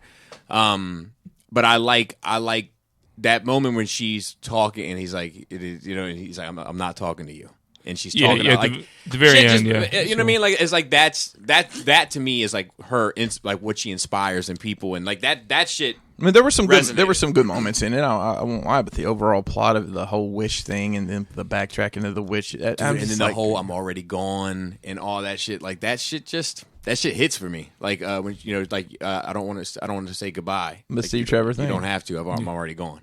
Like it's like, I don't know. Like that shit I find more meaning. And trust me, it's not my favorite movie of all time. But I do like it a lot, and it's that's what I'm looking for, man. I'm looking for emotional resonation. Hey, if you like it, you win. Yeah, that's a fact. So, and I think that's it for me. I got some Transformers. I know that you wanted to talk about. Well, I want to know how. Can you give me the origin story? So the origin story is I saw those, you know, when they came out. I'm like, okay, this is cool. This is literally the pocket that I enjoy of Transformers the most, which is the movie. So the 86 studio. The 86. So I thought that was a Michael Bay movie. I got the Hot Rod, which is I haven't been able to find, so to speak, which is probably one of the best retail Transformers I've ever handled. That's what I thought about the Grimlock. I think a lot of people have said that. And, Grimlock and then I had seen Cup and Blur at Target, and I was like, Cup's your favorite character. Yeah, and that's the tragedy of the whole thing. So. I mean, I remember you talking about it before. That's the tragedy of the whole thing. See, I wanted the Hot Rod because I thought it looked really well done. The Hot Rod I just looks haven't great. Found it yet. I'd seen the Cup and the Blur and the Jazz at Target. I'm like, these are really waffly. You know, this studio series I was really hoping was going to be a step above. Yeah, the Grimlock has a little bit of waffles, but it's pretty good. So the Cup is probably what I was expecting for a $20 figure, but it's nowhere near as good as the $30 Hot Rod. I would have much rather paid $30 and gotten that same. Yeah. I'm off. So Hot Rod is a little bit more expensive. Oh, it's $10 more, and I'd much rather pay. And the Blur is a train wreck. It is literally, it's a chug figure. It is. I think it's just a retool of whatever the last one was. Probably the Headmaster one they did. It is. I'm not a. I don't know. I mean, I'm looking forward to looking at the Hot Rod, so to speak. So is the Hot Rod the same scale, or is it actually larger? No, it's the exact same scale. It just comes with more accessory stuff. Yeah, it comes with a bunch of crap. You know, it comes with lightning effects and the Matrix, of course, and the saw blade thing. Okay. And you know. Yeah. You think people have more tiny screwdrivers or matrices? That's a good question. You're podding. I just really want them to figure out how to put the Matrix into the waffles to fill it up. How many matrices do you think you have after 5 years? I'm trying to think. There was a time where a dozen. I think I have a bag of them. Like I just like a bag of matrices. Because like I was displaying them for a while when we took all the shit off the shelves. That shit just went in the bin. Yeah. So I have a little bit of a nerd week as well. It's a lot of stuff, but I don't think it's a lot to talk about necessarily. One thing that's great. So I'm working on this Arkham diorama currently, right? And I had figures all over the floor. And Leia picked up Black Mask and was like, "Who is this guy?" And I was like, "That's Black Mask." And Jaina said, "Pull up in a Black Mask."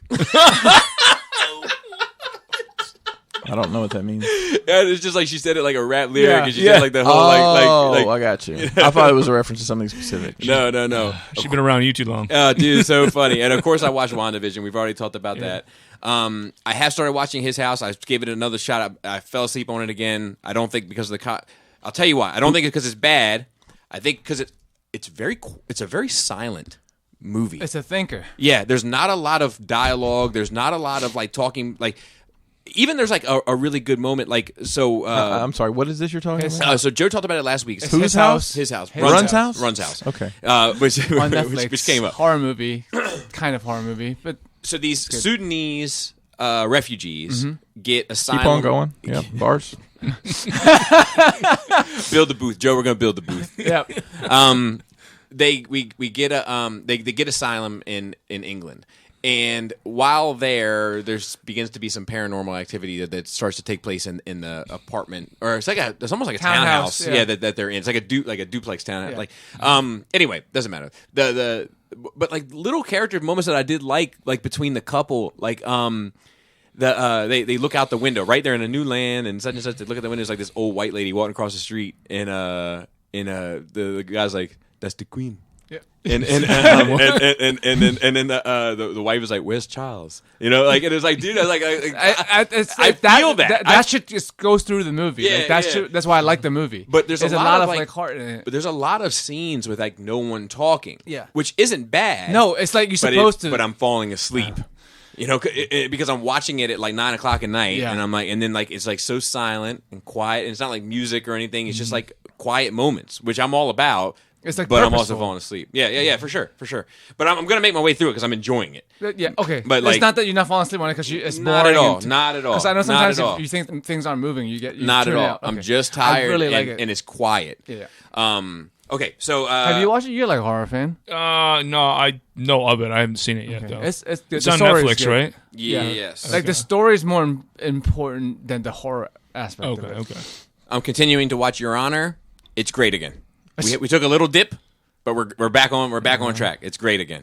I watch. I've been playing Donkey Kong Country. Like the old. No, like they didn't open the Switch though. No, it's like Treasure Island, or I don't know. The whole fucking Donkey Planet is frozen by pirates or some shit, and you got to unfreeze the. I don't know what the fuck is going on. What? Old games are like that. The story is just plastered on. It's monkey madness. All right. What are you playing this on? Switch, but not the portable one. Like we're playing it like on the. Okay, you're playing this with the kids. Not his Switch. Yeah. It's Okay, in the box. Cool. Breaking news. They're all portable. Oh, well, but mine I don't think can hook up to the TV. That is correct. You have a Switch Lite. Okay. So anyway, be that as it may, let me tell you something. I think there's only like 6 worlds. Do you know what I mean? Mm-hmm. And of each world has about 6 levels. Mm-hmm. I'm on 6-4. And it's hard as fuck. Like I'm talking about. Like I want to take. I had to stop because you're gonna act out. See that bruise? Yeah. That's from me punching my leg. Dude, that's like me with Doom Eternal when I get. That's about a week of healing. Like it was purple because I was just like, God damn motherfucking shit. Like that's good gaming though. It's me when I keep on dying for the 30th or 40th time on a boss. The kids left the room. Like you know, like I'm so fucking angry, and like so, like we're coming. But what did Laura say? So, I mean, she knows me. That's your father. Yeah, we're coming back from. We went to course. We went to Barnes and Noble because we did some white shit and cashed out our credit card coupons for like you know.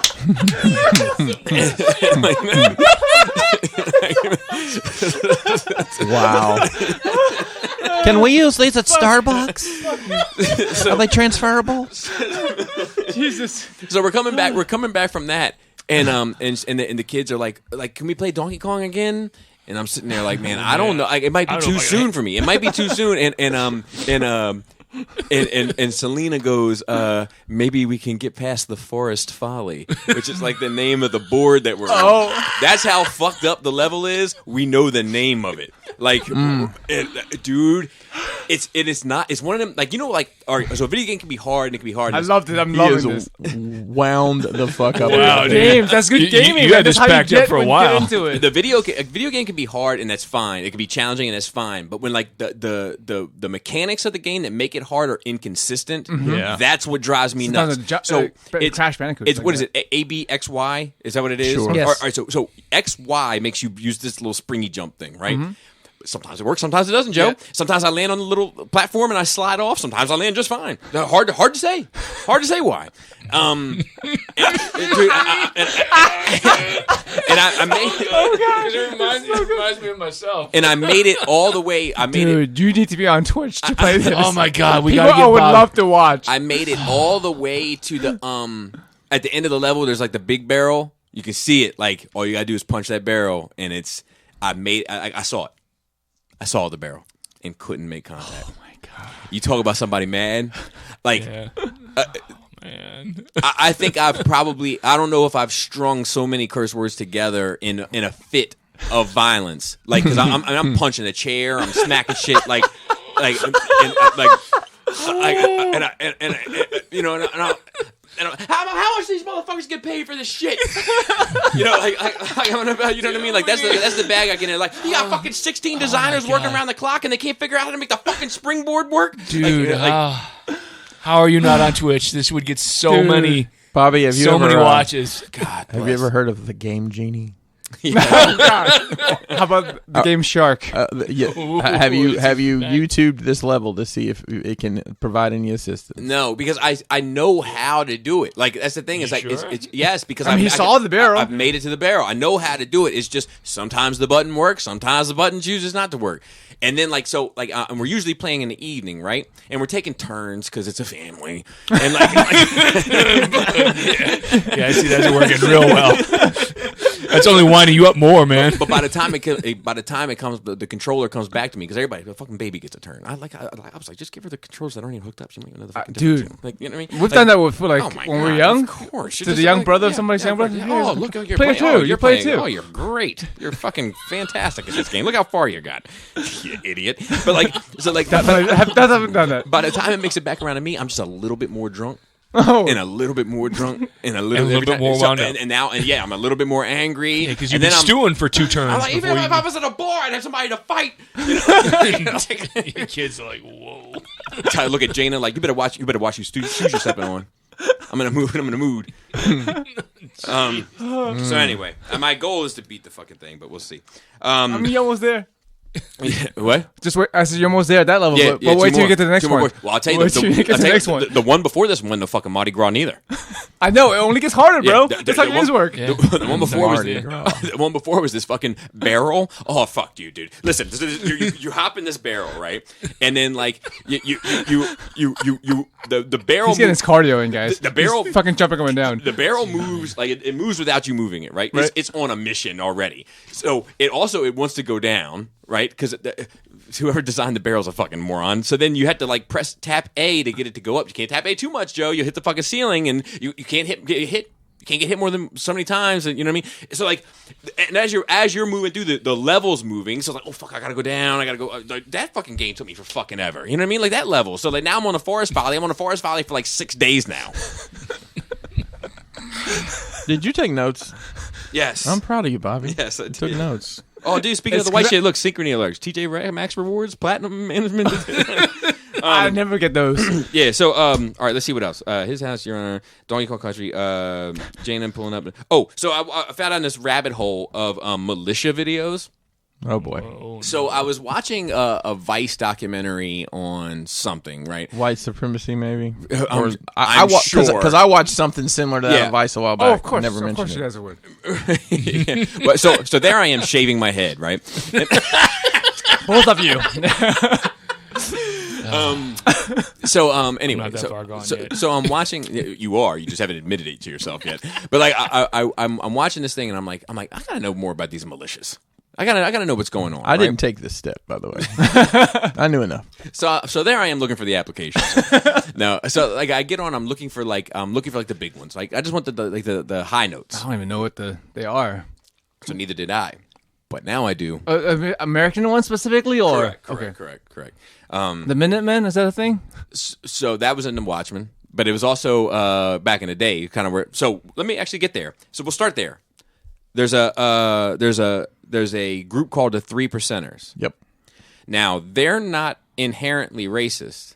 However, I feel like if Are I they was racist adjacent? I feel like if I was a priest and they could speak quietly in the confession booth, a little something might come out about it.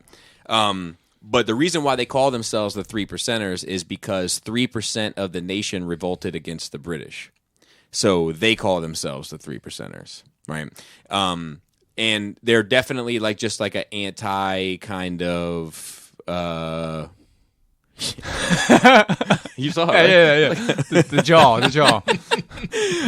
They're kind of like an anti-government. I don't know, but they're. You don't even know what they don't know what they're. Yeah, they're anti like taking my rights and my guns and my. They're libertarians. Is this a documentary? But no. Was this a documentary where they were interviewing this person who appeared to be a teenager in a field for part of it and talking to him? Is this the same documentary I'm thinking about? No, because it wasn't. I was just like little like 7-minute YouTube videos. About I watched it like on TV, the Vice Network or whatever. Yeah, so I didn't. Yeah, right. It might have been the same shot. I don't know. So there's them, right? And they're Do they have day jobs? Yes. Yeah. Yes. Then they're not really fighting that hard. No, and they're kind of like it's like a bowling team. They're heavy on the LARPing. Yeah. Like they're big on going into the woods on the weekends and doing somersaults and shit. You know what I mean? Like, do they breathe hard? Oh my god, are you kidding me? That's a big part of it. And I mean, half of the fucking thing was them like cooking breakfast. You know what I mean? Like they wake up, they have like they probably bought the special. You use this in the wilderness pan. You know what I mean? Like that whole vibe. Yes. So, which is fine. And then there was another one called the Oath Keepers.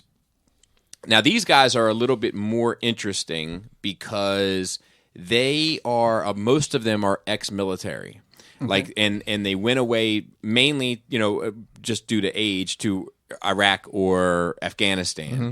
They come back, they're treated like shit. They feel like everything's gone to shit, and they're just like banding together, basically. Okay. Now they seem really dangerous because they're probably very skilled at what they do and super more organized and tactical and shit. You know what I mean? But like, they fought before. Yeah, but they're probably people that really do need a ear. You know what I mean? Like they want, they need a voice. They need a voice for themselves. And I felt a lot of what they were saying. I felt sympathy for a lot of what they were saying. What is their goal though?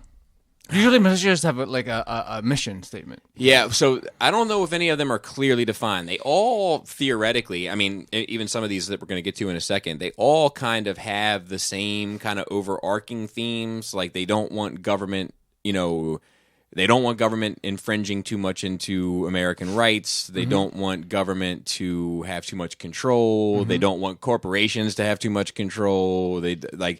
There's a lot of hand in hand, corporate control. So they're 1,000%. That's a problem. They're libertarians. That's why I asked. So these guys are more so. The Oath Keepers, I feel like, are more so. The other ones are not. The other ones are more so like what you think of when you think of the homebrew militia. And if you're part of the 3%ers, don't look any trouble for me. I don't want any smoke.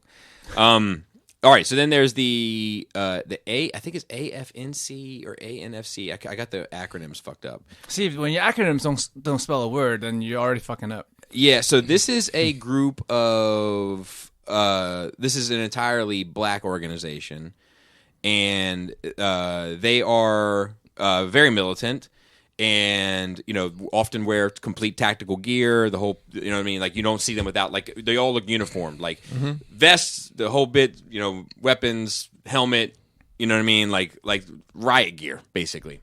They often match, like they marched at the Breonna Taylor incident. They're they're like a but they also have beef with like Black Lives Matter and shit. Like they have a particular mission, and I don't know all the nuances of it. But from what I understand about that organization, they are very specific in what they're doing in their direction. And I think their beef with BLM is that who's in charge of this and what's actually happening. It's because BLM is it's two women, right? But it's mostly a movement. Yeah, it's not an organized. It's not as organized as.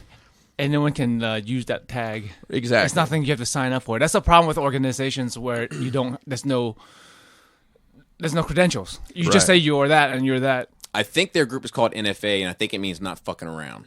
That's fair. It's something like that. But anyway, they talked a good bit, and so I watched theirs. And then there's the last one, which I kind of found to be the most interesting. But they were the Boogaloo Boys. So their name is good fun immediately, right? We all agree. They're all about having the Civil War Part 2. Similar to the She-Hulk Miss Marvel. So like, Oh my God. I read that book. yeah, it's not as good as the first. No, definitely not. So this Civil War is not race related. In fact, they're probably the most open of all of the militias to a more diverse group of fans. They wear Hawaiian shirts. That's like their bag. And here, get this. The reason why they're called the Boogaloo Boys, because they want the second Civil War, right? Part 2. And it's going to be electric, right? Breaking 2, Electric Boogaloo.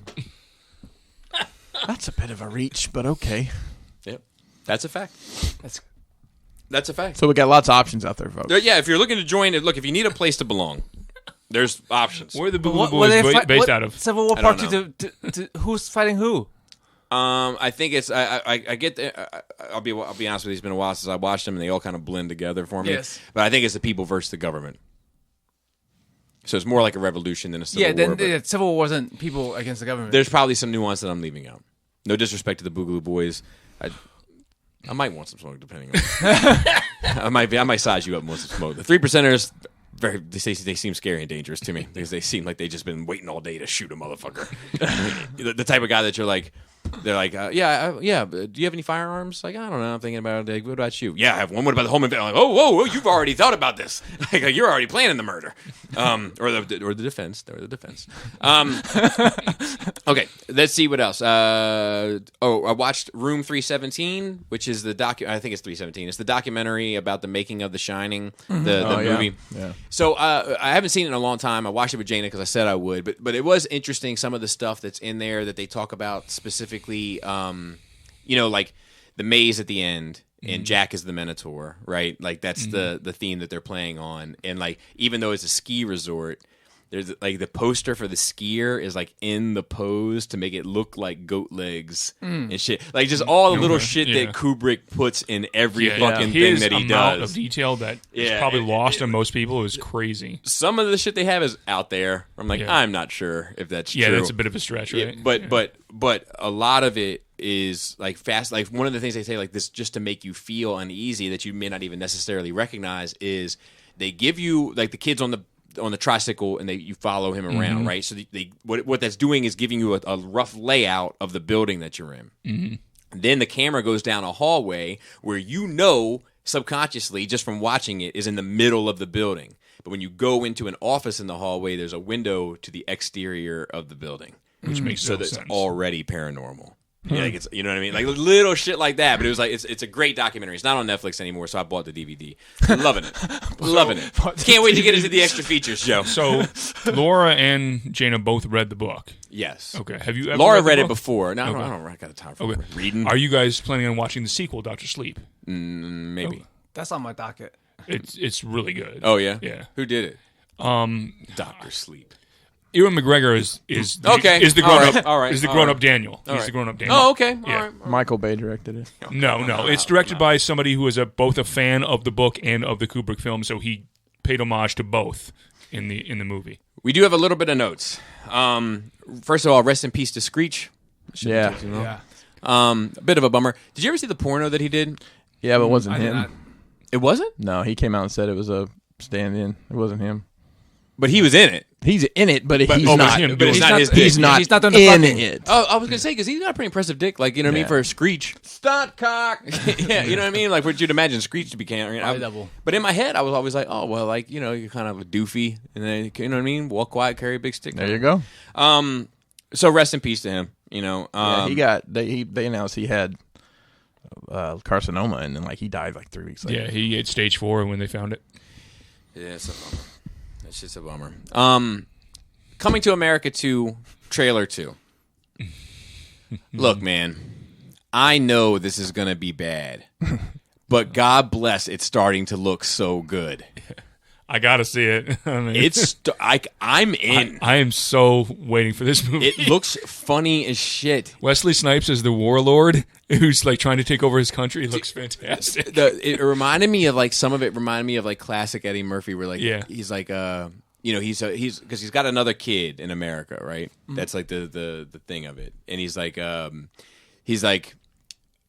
well, you weren't the first woman I've ever been with, to his wife. And she's like, yes, and you weren't the first man I've ever been with. And he's like, correct. And whoa. Like,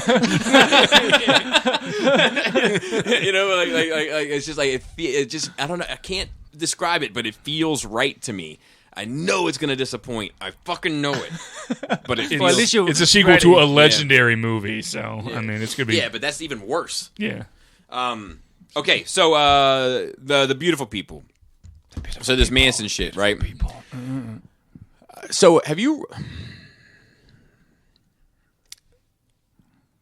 There's a quote that's going around that says, "Believe women," like a hashtag, right? And I'll tell you, I'm not in that bag. I'm not in that bag either. Listen. Yes. Listen. Yeah. Believe the facts. Yes. Listen to the victims. Listen to whoever. I will say this. If you expect a perfectly normal relationship with Marilyn Manson, you may have had false expectations. Yes. Unrealistic expectations. Secondly, I don't know the ins and outs, and he's a strange dude, right? Like he's got he's out there, right? So we know the vibes. I will say this.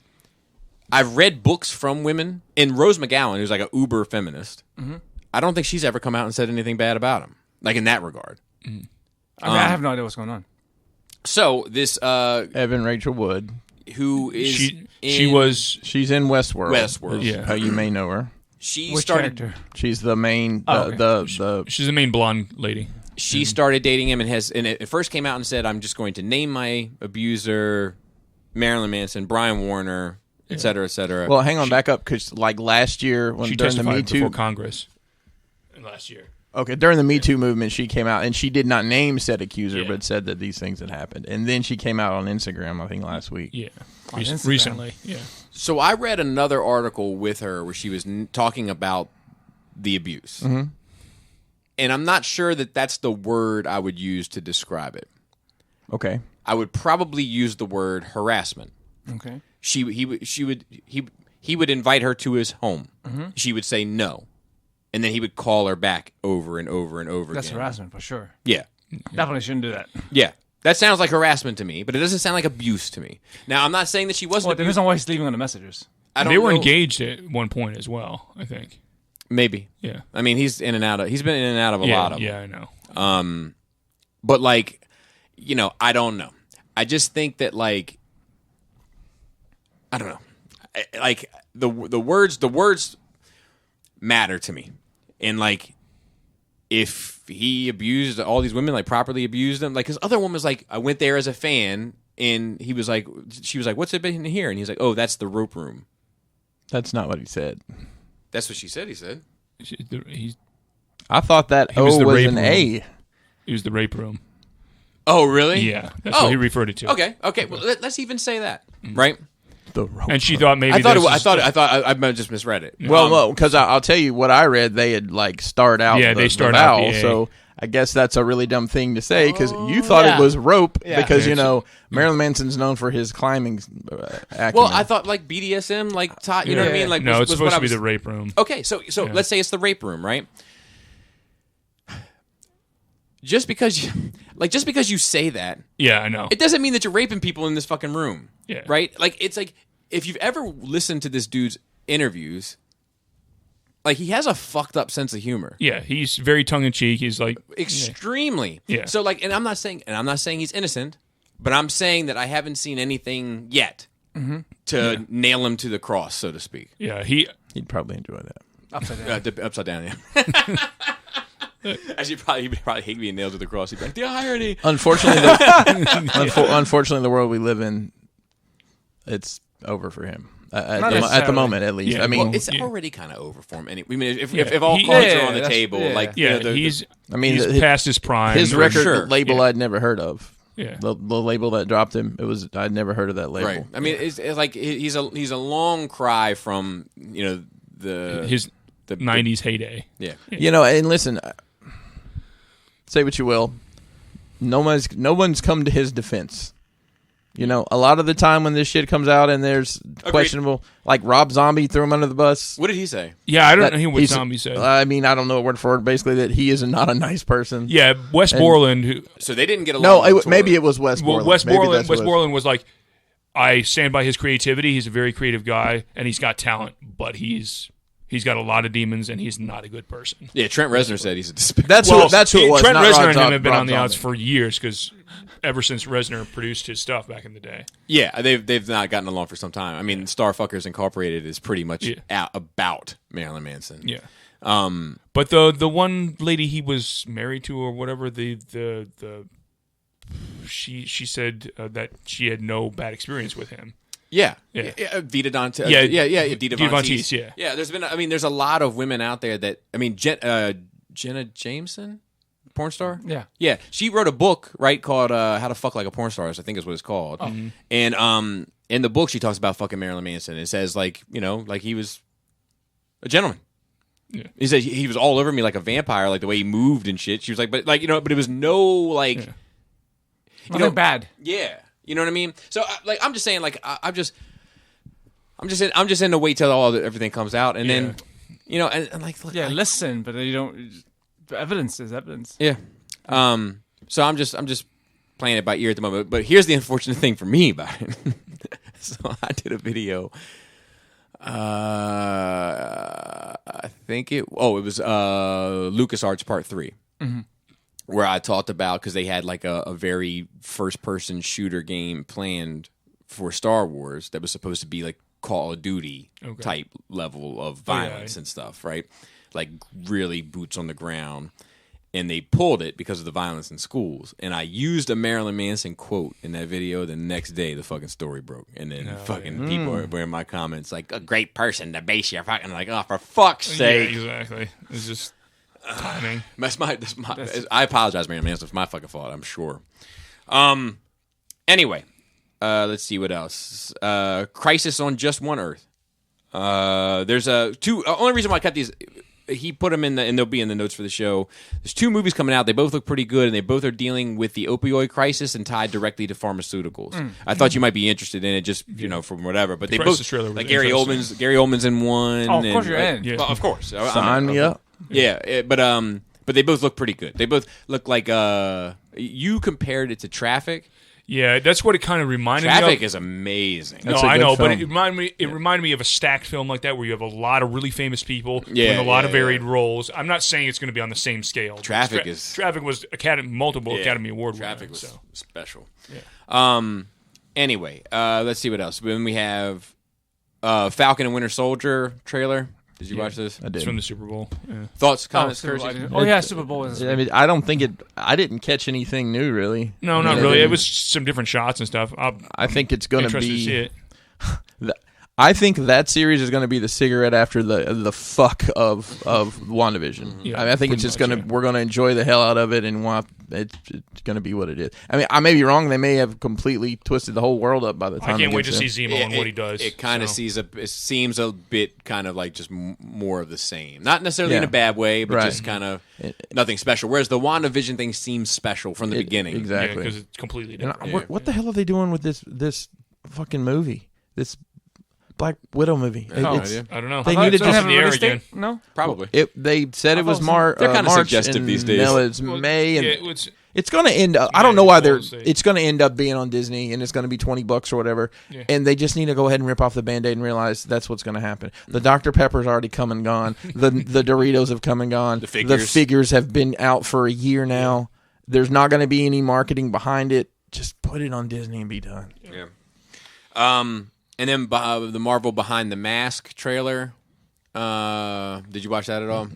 So it's like a Marvel documentary of sorts about the creation of characters and such. It seems fine. It seems like they're angling it. You know what I mean? Like they.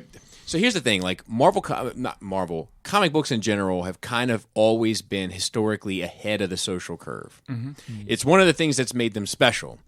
And I just, it's part of the legacy, and I feel like it's really focused on here, which is fine, but I want to know a lot more than just that. I think a lot of people know how important Black Panther is. Do you know what I mean? Yeah. Especially after the film.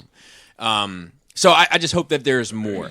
There's a History Channel documentary on comic books. Okay. I own it. And is it good? So it must be good, right? Pardon me. But I'll tell you, I kind of stole it. I kind of low-key stole it. Not really, but... Is it from the history from the 60s forward or from all the way back in the 30s? 30s. Okay. And it goes all the way through the Image era. It's fantastic. Oh, wow. Emphasis on fan, Joe. But... So I had I the discs through Netflix. This is back in Netflix. You know, I'm a Netflix early days guy. You know, I had Netflix disc back when they were hip and cool. I had I sent the wrong disc back, and I ordered the History Channel comic book documentary, and I sent back a disc from a season to Netflix by accident. Like, it was sitting on top of the DVD player, and I just grabbed the wrong one and put it in and sent it back. So I had to go buy the whole season again because they have no return. They're like, look, you're out of luck. Oh shit. It's back into the churn. So, and it wasn't the History Channel thing. It was another thing. So I ordered another thing I wanted to watch, which was the History Channel one, and I sent back the other thing and I kept the History Channel one for myself. That's how we called it even. Fair enough. So, but anyway, in that... You see why that was a bad model? Yes. In that, what was great about it, though, was that everything was accessible. It wasn't like this bullshit now where who they have deals with, certain companies and certain streaming. Everything was accessible. You could get anything that you wanted. If it was on disc. Which was everything. It was everything. I know, but I mean, now everything's not on disc anymore. I don't know if that's true. Netflix originals on disc? Oh not Netflix originals. But who wants to watch that bullshit, man? Me. So like there's a reason why a lot of people. There's a reason why they're not on disc. They don't need to be because they're not successful. Not in the same way. I'll take that. I'll take that Pepsi challenge because like they started putting out the Marvel shit and then stopped. Yeah, did they put out any of it? Stopped. Okay. They put out Daredevil 1, Daredevil 2, and and Jessica Jones 1. And they did. People just don't buy disc like you anymore. It's not true though, because all of the other superhero stuff that comes out on disc does well because people collect it. Yeah. Like I would want Arrow? Those seasons to see like the Arrow? Yeah. Yeah. Yeah, that shit does well. Fucking Teen Titans 2, I just saw it. Like, it does well. No, you didn't. You haven't seen it in a while. I'm gonna get the Spiel books. No, not the show, Joe. Of course not the show. The discs on a rack. But anyway, to get back to that, they touch on it in a really good, like they show like. I'm sorry, who is they? We're so far from the rails. Yeah, I'm sorry. The History Channel documentary. Gotcha. About, like, you know, and they talk about like how like a lot of creators were ahead of like equal rights and desegregation and all of these things that like comic books have like it's like a crown that they should wear. Stan Lee was 100% a really good dude. Man. I mean, Superman is a fucking. A metaphor for the immigrant, right? Like, I mean, that's ultimately what it is. But like he, they talk about like there was like a Green Lantern, famous Green Lantern issue where like he walked past this a homeless guy, this black homeless guy, and he was like, no, you're not gonna ask me for any change or anything. He's like, I'm not asking you for shit, man. He's like, you're too busy doing stuff for the purple people of this planet and the yellow people of that planet and the gold people of this planet. And he's like, what the fuck have you done for us? I'm not asking you for shit. You know, like that's a fucking really strong moment to have so Green Lantern, early Green in Arrow, the, you know, and like I just, but you know, I also like, you know, they touched on the whole like the comics have like the whole shit that they've done with the troops, and to this day, most comic book stores have a thing where like if you can donate comics and they will send them to people that are deployed because it's a tradition, and like you know, like there's a lot to the industry that's really great, and I hope that they touch on it, but it's like they were really focused heavy on the kind of I hate to use the frame because you know I hate all the bullshit that comes with it. On both sides, but like the social justice element of it, where it's like, look, this is a part of it, and we should talk about it. Yeah, but we should also talk about the rest of it because there's a lot of things that comics have done. Yep. But I'm interested in it, and I'm gonna watch it. Let's see. A Just Society. So Justice Society is getting a movie, which I probably won't watch, but I'll buy. And I will see that. You know, like, and I'll tell you because I'm going to tell my. Wrong with there that is sentence. There's a tie to the reset. Yeah. There's a tie to the reset with that one. So I want to watch it, but I know I'll make it like 15 minutes in. Because I'll be like, I don't want to watch. Did you watch the trailer or no? Yeah. Okay, because Barry shows up in that. That was great. As Dude. part of the, but that's part of the reset. They all look great. Yeah. but I just don't give a shit. Like it's like I wish I did. I want to, you know. Yeah, that's what I'm I interested in support seeing. it. Yeah. Yeah, you buy them, but Yeah, and I think that I like the Justice Society a lot, and I feel like they're very underused. yeah, that's why I was excited that they're tying it to, and they're not tying it to Batman because they have to tie Batman to everything. And they're tying it to Barry, and I don't want it to have a universe. I don't want the animated films to have a universe. Well, I just want single, just kinda, the way they used to. They're kind of doing that, but No, they are. They've been doing. yeah, well then but now it they're hasn't been good. yeah, well now they're resetting it again, and this is part of the reset. Well, maybe just reset it and say we're gonna Joker this shit. Yeah. You know, and then better and better. Oh, the fucking the Joker shot of dude, this fucking thing. And there was a video clip that was released yesterday, and I know you don't care, Joe. I'm sorry. It's fine. Of Steppenwolf fighting the Amazons. Yeah, I didn't post that, but I was like, oh my god, it looks so good. Like, you talk about like him cool. like grabbing a horse with an Amazon on it and like ripping it up out of the ground and flipping it and banging it on the like, you know what I mean? Like just like that, like uber over the top. But they did all that training in Wonder Woman where they're playing that game where they were running the jump through the circle and ringing the bell and killing the horse. I love that or whatever. part too. I don't know. I love that part too. I love that part too. Dude, and like, you know what? Now that we brought that up, I have talked to some people that have not liked it, which is fine. People like whatever they like, and they don't like whatever they don't like, and etc. But like, people have been like, "Well, I don't even see like you open with this scene," and she says like, basically, it's like an Olympics type thing, right? And Diana competes at like a very young age and does very well, and she's about to win, and her mother steps in and stops her from winning because she cheated. yeah. I couldn't tell that's her mom because they all look the same. I mean, I literally did not know that was her mother. I just thought it was some other woman. I don't know. I mean, I remember from just It's the previous Connie Nielsen. film. Yeah, she was in the other films. Yeah, like, she was in the last one. as Hippolyta. and she's in Justice League, and Yeah. you know what I mean. Like she's been in The main thing I don't like about Wonder Woman in this universe is she doesn't spin to change. Right. That's the main thing I don't like. And But, she doesn't where's her plane? I mean, it could be there. Did you watch in the there. post-credit scene?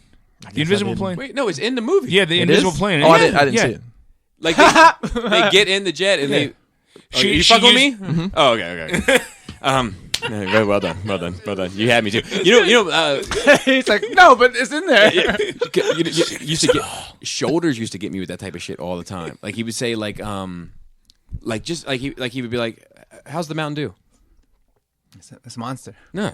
And I would fucking argue, you know, Just do it just and then I wouldn't know until he just started smiling, like just like just wound wound you up. so easy. I will tell you real quick on the Justice League's front. Just the regular Justice League movie was on TNT or something. It was flipping the channels the other day, and it lands, and it's the scene where Aquaman's sitting on her lasso, like spilling his guts, and Kelly looks at the screen. Says, "What the fuck is this?"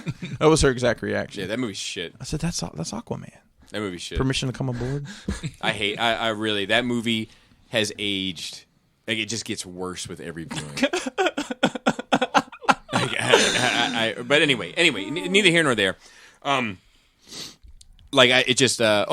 people would say like, well, it doesn't even have anything to do with the rest of the film. I'm like, of course it does. Like she had cheated.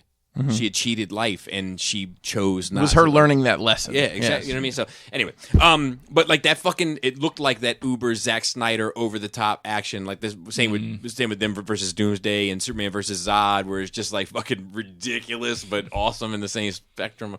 I can't wait for that shit, man. March 18th. Let's see, and then we have some questions. Okay. Dude. Oh, wrong one. Okay. All right, Calum.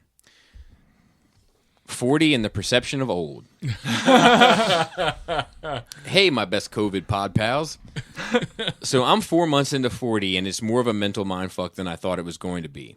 Primary reason is I just don't see myself as what I thought a 40-year-old would look like. I think, yeah. So question for the group. As our teeth get longer, do you ever watch a movie or intake some kind of media where you perceive the character as way older than you, but then realize they're actually the same age as you? Yes. This hit me hard this Christmas because my family was watching The Santa Claus with Tim Allen. He always seemed old as hell to me, and even as I was watching, I was like, wow, this dude is old. Thank God I have some time before I'll be like that. Then out of the blue is revealed he's 38. And not just 38, but a high-level executive making God knows how much money because he has one of those huge Home Alone houses. The cold, hard reality set in after my wife turned to me, smirked, and slapped me in the arm. Holy shit, I'm supposed to be like this guy. Anyways, been more and more fun gems out there like Homer Simpson being 40, etc. So have you had any of these moments? If so, with which characters? And what do you think keeps you from becoming the old 40-plus-year-old? Wow. Yeah, that's hard because our parents at 40 and us at 40 just generationally are just it's so different. 100%. It's so different. I mean, no matter how your parents grew up, that life was a lot harder than ours was, generally speaking. Yep. The communication, the fact that we literally have the entire world. I don't have two of them. We have the entire Flex world. on these whores. He called them whores. To be able to, like, I can find out anything I want to know in 30 seconds. Yep. Yeah. Anything. And how much is a stream worth? It's going to take more than 30 seconds. Yeah. But no, I get you. I think about like my parents' hobbies, and my dad didn't really have hobbies when he was working. And once he retired, he got into survival's my hobby. Well, exactly. I mean, he worked on old cars and tinkered with shit, but he didn't, have a collection or anything.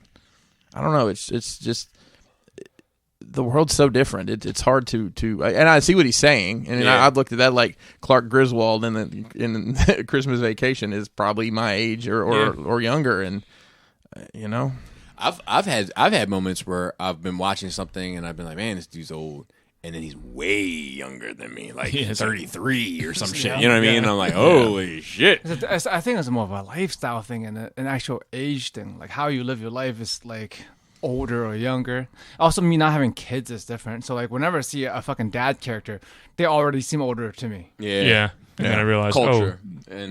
Yeah. Like I always like. I haven't seen it all the time. I'm always thinking that people are older than me and they're not. Yeah. Yeah. I'm always looking for when I see an adult that's like doing adult shit, I'm like, when do I become Yes, that. Does that happen? And I'll be honest with you, one of the things I think why I keep buying these cartoon movies, I'm being honest, is because I think I'm combating that, and I think I'm at a point where I no longer want to watch cartoons. So all this isn't combating that? Just curious. All this. I think this is combating something very different. Okay. That's fair. But I think that I look at them and I'm like, man, like my man got up on a Sunday and tucked that fucking shirt in, like, because he wanted his shit looking tight coming down the steps. I would never. It's just not you. Even at work, I have to be told to button up and tuck in. Yeah, I don't. Yeah, I'm just when do you reach that point? Or we had this fucking school thing last week. Where we're supposed to have a serious. And you guys were like, not you guys. No, me. Me. And Laura was trying to. Understand what was going on. You were just... Yeah, I'm like, fuck this. Let's just... being a clown. Yeah, let's just fuck with these people. Like, in my head, I'm always like... I know the kids got to be to school in person Thursday at 8. Yep. What the fuck else information do I need? Mm-hmm. I'm going to drop their ass off. I'm going to pick their ass up, and that's it.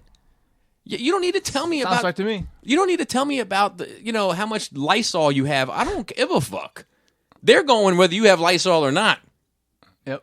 I don't give a fuck if you got one paper towel's got to be split between all the students. Their ass is leaving this house for 8 hours, more if you'll have them. You got any after school programs? I'm signing up. So it's like I don't know. I don't know when I reach. I'm not responsible, I guess. I don't know. I don't know what it is about me, but I don't feel, and I do also in the same breath feel like 40 has fucked with me mentally. Where I'm like, fuck, man, like you're 2 months in now. You're 40. Like I'm at 40. At 40. It does feel like a certain big I don't know how to describe it. I feel like my clock's ticking.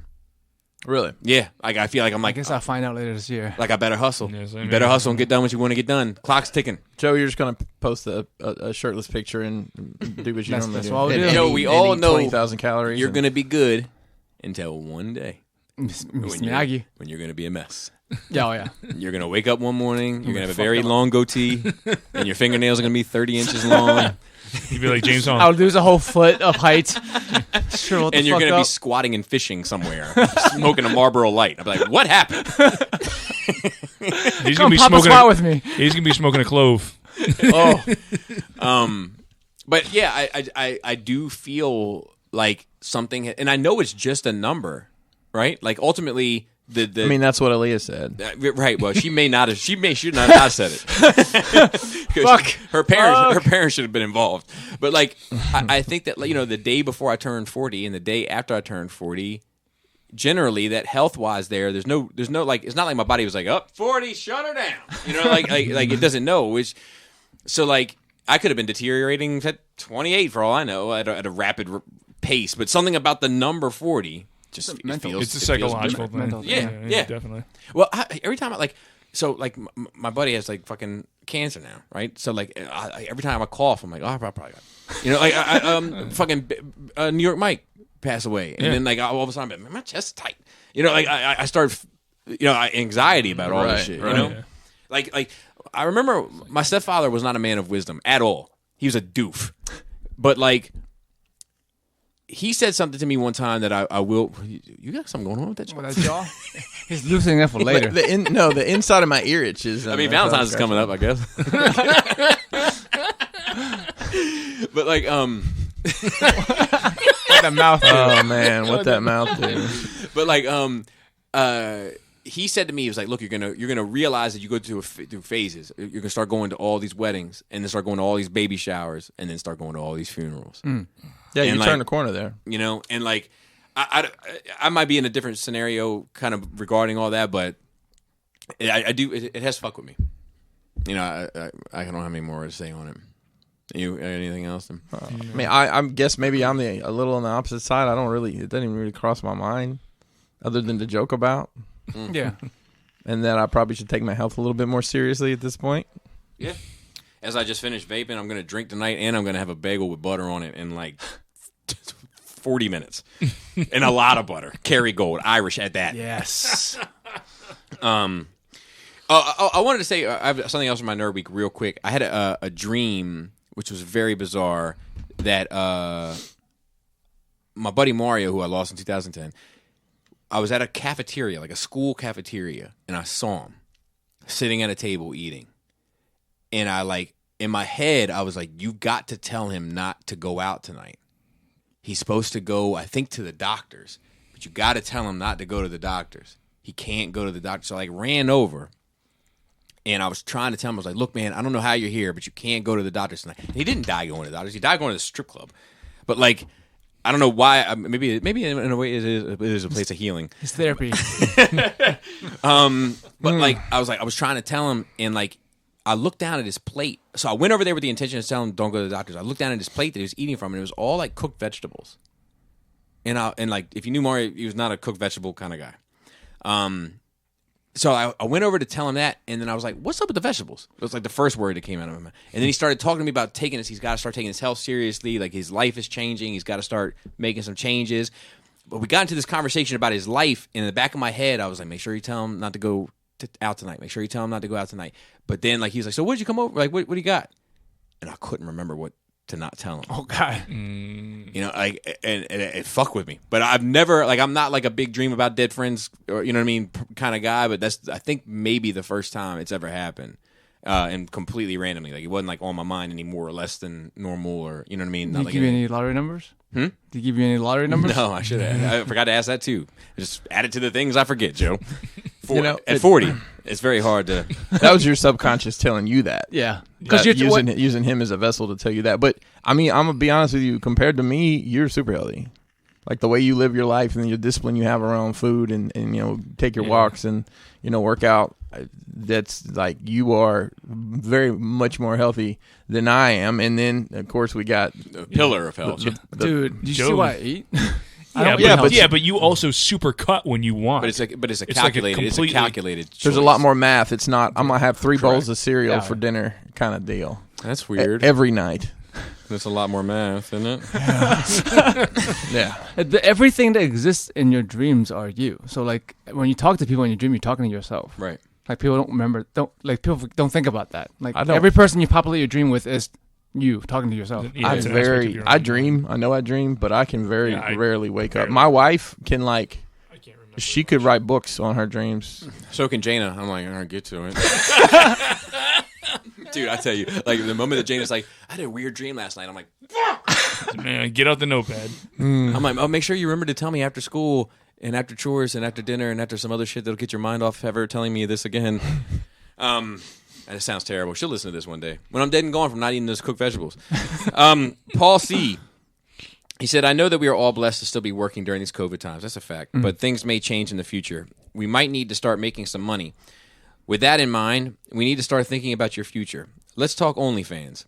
There have been a couple of celebrities now who have been proven that your OnlyFans doesn't need to be adult content. Bella Thorne, former WWE stars, and Lena Vega, etc. It's all about creative freedom and the ability to do whatever you want, kind of like Patreon. With all that in mind, what kind of content would you guys put on your individual OnlyFans accounts? What would you put on the NRR OnlyFans? And finally, though you don't need to, how long would it be before that premium tier membership came up and we got to see the good stuff? Would it be a slow transition over to do it, or would you just go straight into content suitable for the hub? I think we just immediately, For the purposes of this question, let's assume that whatever you do, it'll be enough to sustain your lifestyle, so you don't have to do anything just because you think it'll get more subs. I think that we just do our outro and work from there. We just do our outro and work from there. Tasty Tank's going to be rough.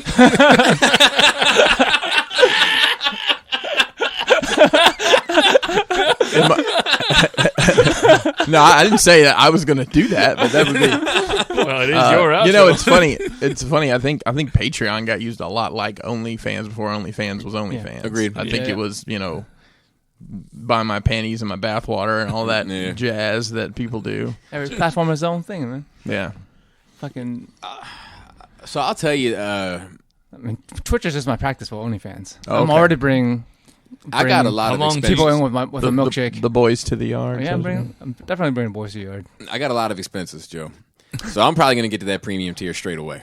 Yeah. And I've always wanted to know how wide I can stretch my asshole. you got to relax. Yeah, exactly. You do. Exactly. Before you take the monster can, you have to relax. Take a deep breath. Think about airplanes. But Here yeah, comes the airplane.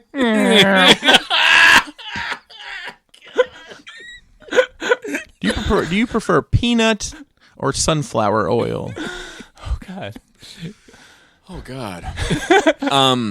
Yeah, I would probably get to it straight away. Yeah. I mean, we're gonna have a conversation about that one day. Today's not the day, but like, You've In talked 2 about, weeks. you've In 2 weeks. danced around it before. yeah, I like to bear it all, man. I like to put on a show. Yeah. I do like to put on a show. Please, nobody hack Bobby's iCloud. Please, nobody hack Bobby's iCloud. I don't have iCloud. I wouldn't even know how to set it up. Oh, okay. Just It probably just does it automatically, and you don't realize it. Yeah. It's all up there. So we No all passwords. He's got 40 terabytes of homemade porn on the internet and doesn't realize it. Wait, you're like scrolling through porn one day. It's like, wait, that's me. man, I recognize that. How do I file? Hey, that one's got a skull mask. Trademark. So are we all going straight away to the premium tier? I mean, listen, if that's what if dioramas fails after the job fails, then I guess I'll whip it out. Yeah, I guess it depends on how quickly whatever else I was doing it fails. I'll get stupid, man. I'll wear a little bunny suit. I'll do dumb shit, man, just for the laughs. I already have costumes. Yeah, dude, you come on down with like a big old sword that's like as big as this room. Put in my ass. Joe. I think Joe's trying to tell us something. He's already doing this. I like Joe We at Joe at 39. Joe at 40 is going to be wild. He's going to get Joe's already got his OnlyFans. He's got like 2 gray hairs, so he's got a stripe like Rogue. Yeah. He's gonna be Sub-Zero. All right, so this one's from Thomas L. Got some long in the tooth writers here, don't we? Yeah, I mean, we're long in the tooth. Like our listeners are probably our age, right? So I asked him. This is not a question. It's just him sending a note in, and I asked if I could read it after last week's show. He said, "Bobby, I'm both excited and sorry you learned about the Whitakers of West Virginia. I actually live roughly 45 minutes from Odd, West Virginia. My town is called Bluefield, located very high up in the Appalachian Mountains. That family is almost something of an urban legend. Mothman proportions, only real. Wow. I remember when I was in school, there was always a rumor that the movie Wrong Turn was based on them. Oh, although I've never found proof it was, most people in the area, when talking about them, always refer to them as them wrong turn motherfuckers." Oh, God. Wow. I listened last week, so I know what you're talking about. Yeah. While I have never had any experiences with them, a boss I had years ago told me an interesting story. He went to a college called Concord University in Athens, West Virginia, roughly 20 minutes away. For some groups at the school, the cool thing to do was to drive down the road to see their house. One night, a group went down the road, and the mom/grandmother, whatever. Wow. Came outside and screamed, "Get 'em, boys." Oh, shit. A group of them ran out, circled the car, jumped on top of it, scared the shit out of them. While no one doubts the incest, it's been debated that the family knows that people know and fear them, so some believe they play it up and fuck with people just to fuck with them. Sorry if that was long-winded, just cool when I hear local stuff from such a small area reach a wider audience. Hope all is well, peace and love. That's cool. Yeah, that's dude. fucking cool. So I wrote him and I was like, dude, can I read this? Yeah. And then he wrote back and said, absolutely. So thank you so much. That was for cool. That's fucking awesome. All right, the next one is from Damian C. He said, "Hi, team. Having just watched episode 6 of WandaVision, but catching up on NRR and listened to Bobby talking about episode 4 and where the series is timed in the MCU is so awesome. Cannot wait to catch up and see if the train is going to crash or no is so suspenseful. Love the show and love your perspectives on so many topics, including the Bud Light virus in America. Coming from Australia, it is insightful to get your experiences other than just the news media. Keep up the awesome work." Thanks, you. man. Wow. Appreciate it.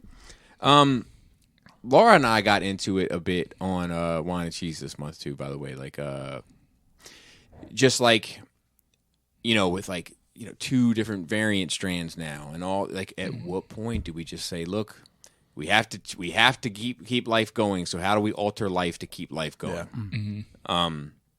Like all, because there are other things like and like we talk about the pendulum, which you and I have talked about at length, right? Yep. Like it's not the bubonic plague, Nope. It's not the common cold. We said that a year ago. Correct. Right? When people were joking about it. Correct. Yeah. So we shouldn't. It's irresponsible to treat them like either, Right. but we do. Yes. Because there's 2 groups of people. Correct. Not everyone's like that. There's a lot of us in the middle, but like the loudest are on both sides. Yes. So I don't know. There's a lot to talk about there, and like there's there's a lot of things that like are serious problems with us carrying on this way that we probably should table. Like alcoholism is up, suicides are up. A lot of there's a lot of social issues that are coming from this that we should probably at least table. But anyway, all right, Keith's back on it. KFC. Yeah, dude. What if? It's gotta be. What if? It's got to be Keith. Let's just With call his cowboy hat. Keith. You are KFC. What a miss. What a From miss. now on. Hey guys, was wondering how much editing goes into the podcast.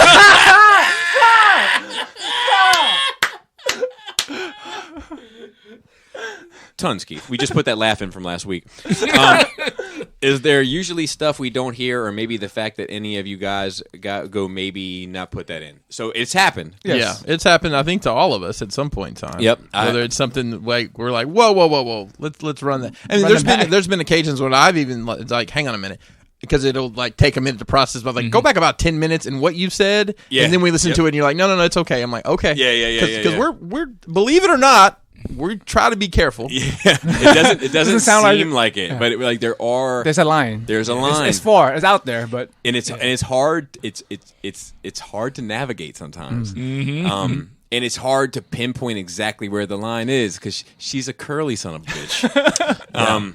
But like there's like there's sometimes that we say things and we don't even mean it. I remember one in particular. Something was said, we didn't mean it anywhere close to how someone could have taken it. That's what you got to think about. But we went back and cut it out anyway, just in case. Because if somebody doesn't know us and just listens to it out of context, correct, it's gonna sound horrible or whatever. Yeah. Speaking of sensitive topics and such, our dear friend Evan, who does need to come for Black History Month, of course. Oh yeah, life's just not the same with him. I got the luxury of seeing him and the pleasure of seeing him twice recently, and we talked at length. And you know how he always says, "Look, I can't speak for all Black people." You know what I mean? So I said to him, we're having a conversation, and I was like, "Look, I can't speak for all white people," and he said, "I wish you could." Yeah. Can you get him on before the end of the month? Yeah, I think so. Right. Well, it's harder now though because him and I's schedules are a bit more complicated now. He has achieved a higher level at his job, so I congratulate him for that. But yeah, editing's like on the spot, like while we run it back, yes. or like with the pause, and then we'll make it as seamless as possible. But like edit and post is rare. Correct. I can tell you, I could probably easily count between almost 300 episodes now. I could easily count the amount of times that I've done it on one hand, and it's always something super clear. Like something will be said, and I'll be like, I think that's okay. But go back at 18 minutes and make sure that it's, you know what I mean? And it's just, it's nothing is crazy. It's just sometimes it's stuff that's too personal. And we had, because like we are friends and we are talking, but we have to remember it's also going out to 1,000 people. So like, we have to remember that. And then sometimes we have to remember that like we know each other, but not everyone knows us the way that we know each other. Right. And we have to take that into consideration. And there is a tricky dance to it at times. But and hey, while you're on the subject, 1,000 people there, everybody listens to this show. We thank you for listening. Tell a friend about this show. Let's try to get some traction this year and do something. Yeah. Make sure you tell them which episodes Phil's on so they can skip those. Oh my God. Just kidding. Ironically, just kidding, Phil. One of the temps who have come in to my job because of COVID, because we needed extra help. She's like a big video game fan, and her and her friends, or her and her husband. And so I happened to mention that I run the Twitter feed for us, and she's like, "Oh, you part of like a podcasting?" I said, "Well, the main three guys are people I know." So she and her husband started listening. Oh, awesome. Yeah. Hope Yeah. it's okay. Well, they said they liked it, so Nice. So I was like, all right, cool. Back to two. I warned her it's for adults, and For sure. she's younger than us, but Yeah. So I said it might not be for you. I don't know. Right. I was invited to do a podcast called I Am Geek. This is a funny story. I'm going to tell this. Yeah. I just kind of out of the blue, a guy hit me up through the Crashbox. Hey, we're doing a podcast, whatever. So I looked at it, and it's like, okay, it's very similar to like the Enter the Realm kind of. It's a YouTube style thing. And talking to my dad a couple days later, he's like, I heard you're going to be on a podcast this week. I'm like, I'm on 2 podcasts every week. What are you talking about? He's like, no, you're being on a different podcast. I was like, how the fuck do you know that? That's strange. The guy who contacted me's parents are in the same RV community as where my parents are. Wow. That's a small world, man. Right? So my dad had mentioned to them about, I guess, what do your kids do? It was like just talking about the diorama stuff. And, my son's kind of into something. So they but the dude didn't say anything about it. So when we were on the air, I was like, yeah, when your parents started doing the RV thing, did you think it was like some big swingers club? Because that's what I thought. Right. And then my dad's cousin came, and it was very strange. But saying that to say, they do it. They do the podcast very oddly, in my opinion. It works for them. Mm-hmm. So they have a YouTube show, and during the YouTube show, there's a part of it at the beginning that's not recording for the podcast. And they start recording the podcast at a certain point. Then they stop recording the podcast, and there's more on YouTube. So it's kind of like a pre-show and a post-show. Interesting. Yeah, it is interesting to me instead of just recording the whole thing. But I had to say, I find it endearing that your dad like low-key brags about your right. You know what I mean? That's fucking sweet, man. Yeah, it is. Dude, my dad, and he watched the podcast and like called me and I said, I've been doing this for 5 years, right? It's the first time. He's like, well, it's because somebody blah blah blah. I'm like, don't look up any of my other shit. Yeah, you don't need to see any of this. My dad, he belittles this shit all the time, like in his own like way, like just a little snide comments. Yeah. Hey, how showbiz treating you? Shit like you that. had him on for episode 200. Yeah, I don't know if he even knows that. And I've listened to that little clip a couple times. I'm pretty sure his wife tells him, "Say I love you back," like in the background, because I think he didn't know what to do. Yeah. You know, like I think that stumped him. What number are we? I don't even know what number episode. 285. Oh boy! Yeah, we got to get something Figure going. something out. Yeah. And there was something else. Oh, I was on. Speaking of podcasts, I was on Tim's Nerd Crate. This past week. So shout out to them if you're interested in that. There are some interesting questions that are asked, and it goes to some places beyond, what's your favorite Fans Toys figure of all time. You know what I mean? Like, which I'm not really interested in talking about necessarily. Okay, and then the last question. Joe S., also a writer. He said, question/comment. Good day, NRR crew. I am finishing last week's episode, and at the question portion, a guy asked a question where he said he was building off my question from the week before. Question inception. Well, building off his question about kids being embarrassed by your collections, this made me think of a situation from last year. My wife and I went through a rough spot, and for a while I thought, how am I going to go into dating as a guy in his late 30s, almost 40, dude, I'll tell you it's a number, with a Transformers collection. And not a small one or inexpensive one. What kind of mainstream woman is going to dig that? In the end, we went to counseling and made it through. Well, first of all, congratulations. So it's not bullshit. So couples counseling is not bullshit. That lady was wrong. Yeah, full circle. So my question, faced with the prospect of having to go out into the dating world at our ages, how would you broach the topic of our collections when dating? Would you try to find long-term partners or settle into our caves and enjoy our solitude? Just curious on your thoughts and other listeners, not looking for advice since it all worked out for us. Just a thought. Keep up the fun podcast. Stay safe. First of all, congratulations. So, dude, I think I'm with you. What did you say? I'm not dating again. I'm fucking. Is Backpage still a thing? I have a story about Backpage. You guys want to hear it? I do. Of course. I do. So, see, this nerd rage goes places. Previous job. Thanks for the question. Anyway. Well, I mean, to answer your question, you just want to hook up, right? So there's plenty sex of robots apps. are coming. They're right around the corner. Sure.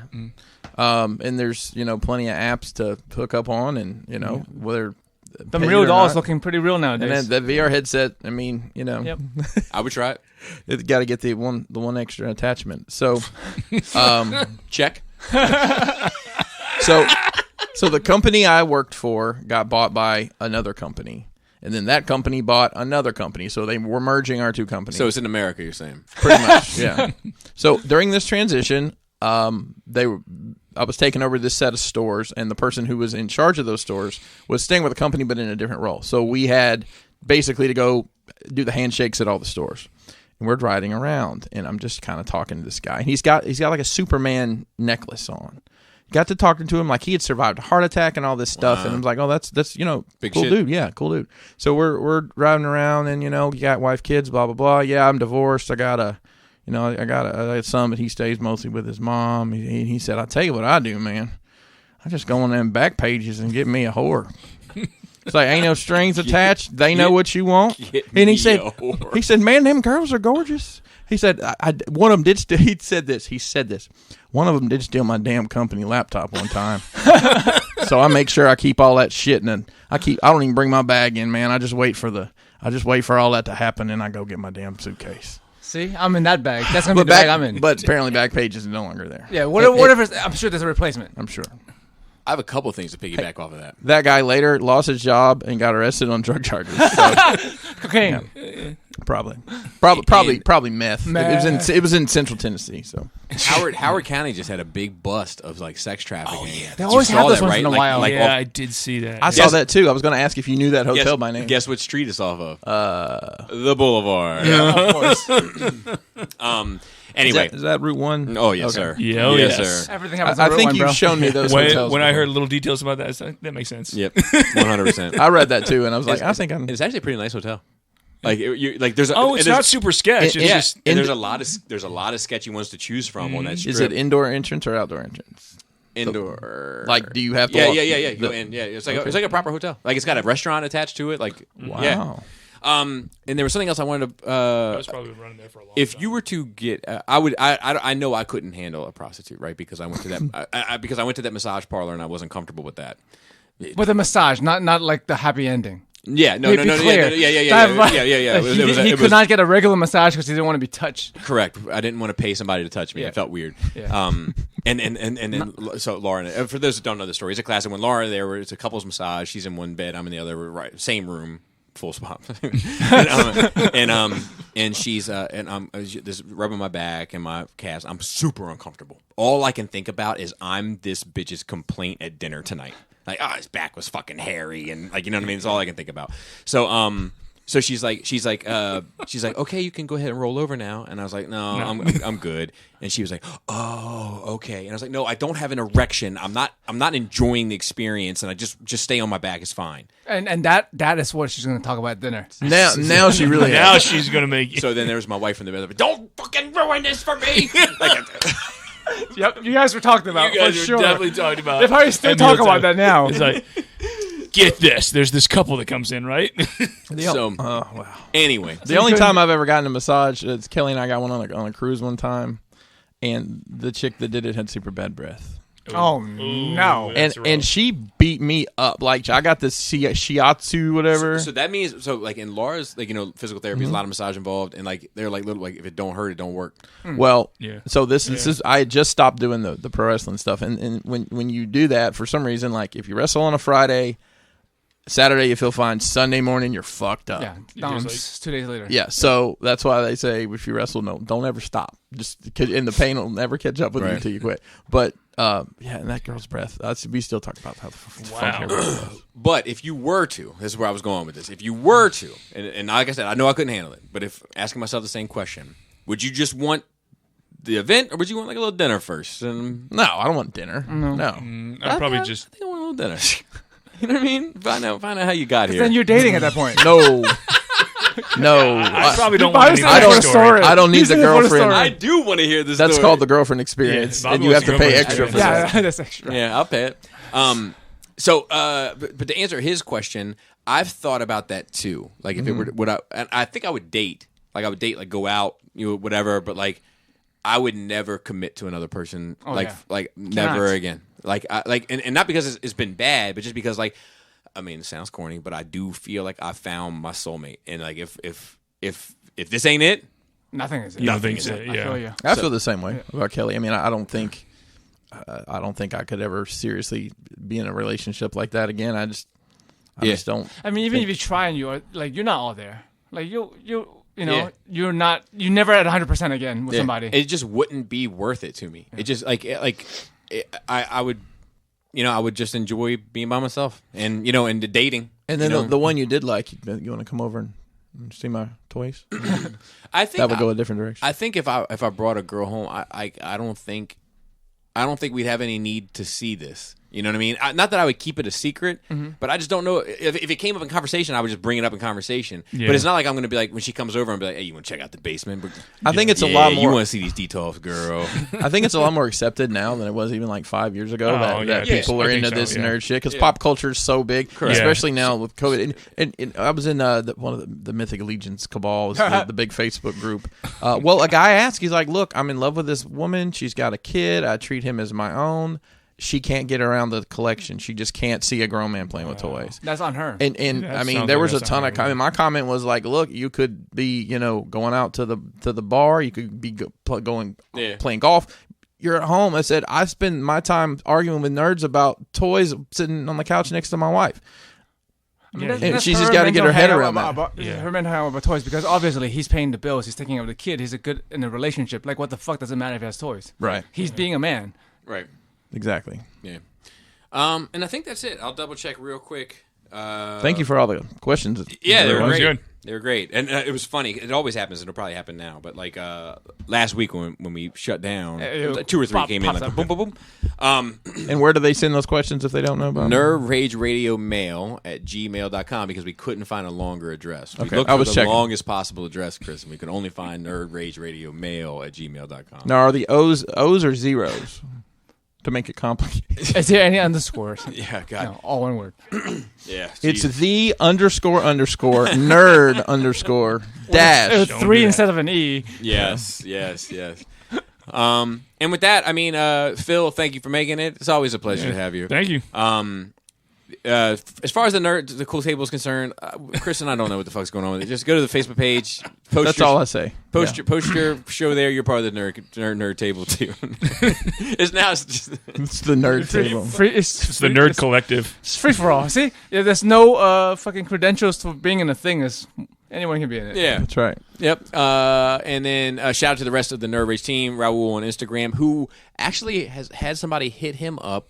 That might lead to something interesting. Okay, fingers crossed. But the communication hasn't been great so far, so we'll see how it goes. And shout out to Dante on Facebook. We need to get Dante here as well. It's been too long. Shout out Dante to and Evan at the same time. Thank you, Phil, for yeah. Dude, and you could be the middleman. Wow. You sit on this side of the table, they sit on that side of the table, and I'm in the middle. Yeah, crossfire. Yes. This would be hilarious. And then like whenever they make a good point, Chris, we'll just rub our heads together. That's it. Oh. Give each other the okay sign. Oh God. So that's where that comes from. What? The 3%. Okay. It's actually lame. So it's actually not like I said, they might be on that vibe too from looking at some of them, but it's not necessarily a white 3. thing. I think it's over. I don't think. Well, this also meant that the Dudley boys are going to put you through a table. That's what I know because that's what they did. This is because it's 3D. It's the 3D, and then amazing. Sorry. Phil, thank you for all the work that you do with the notes. No worries. We do appreciate it. Yeah, we appreciate the rest of us aren't doing the 7% of your notes that actually get mentioned on air. Yeah, it's better than 0% on zero. 0% of 0. Yeah, that's right. And thank you for the Twitter stuff as well, Phil. Thank you to Manny and Andy helping us with, or Gordon Andy, I guess I should say, helping with the Force stuff. And shout out to Esteban, of course, helping with the Force sensitive, who does great content on that. He does. He does a really good job on the Force sensitive Instagram. And with that, Flappy Labius, Velvety Vagina, Tasty Taint, Tight Player.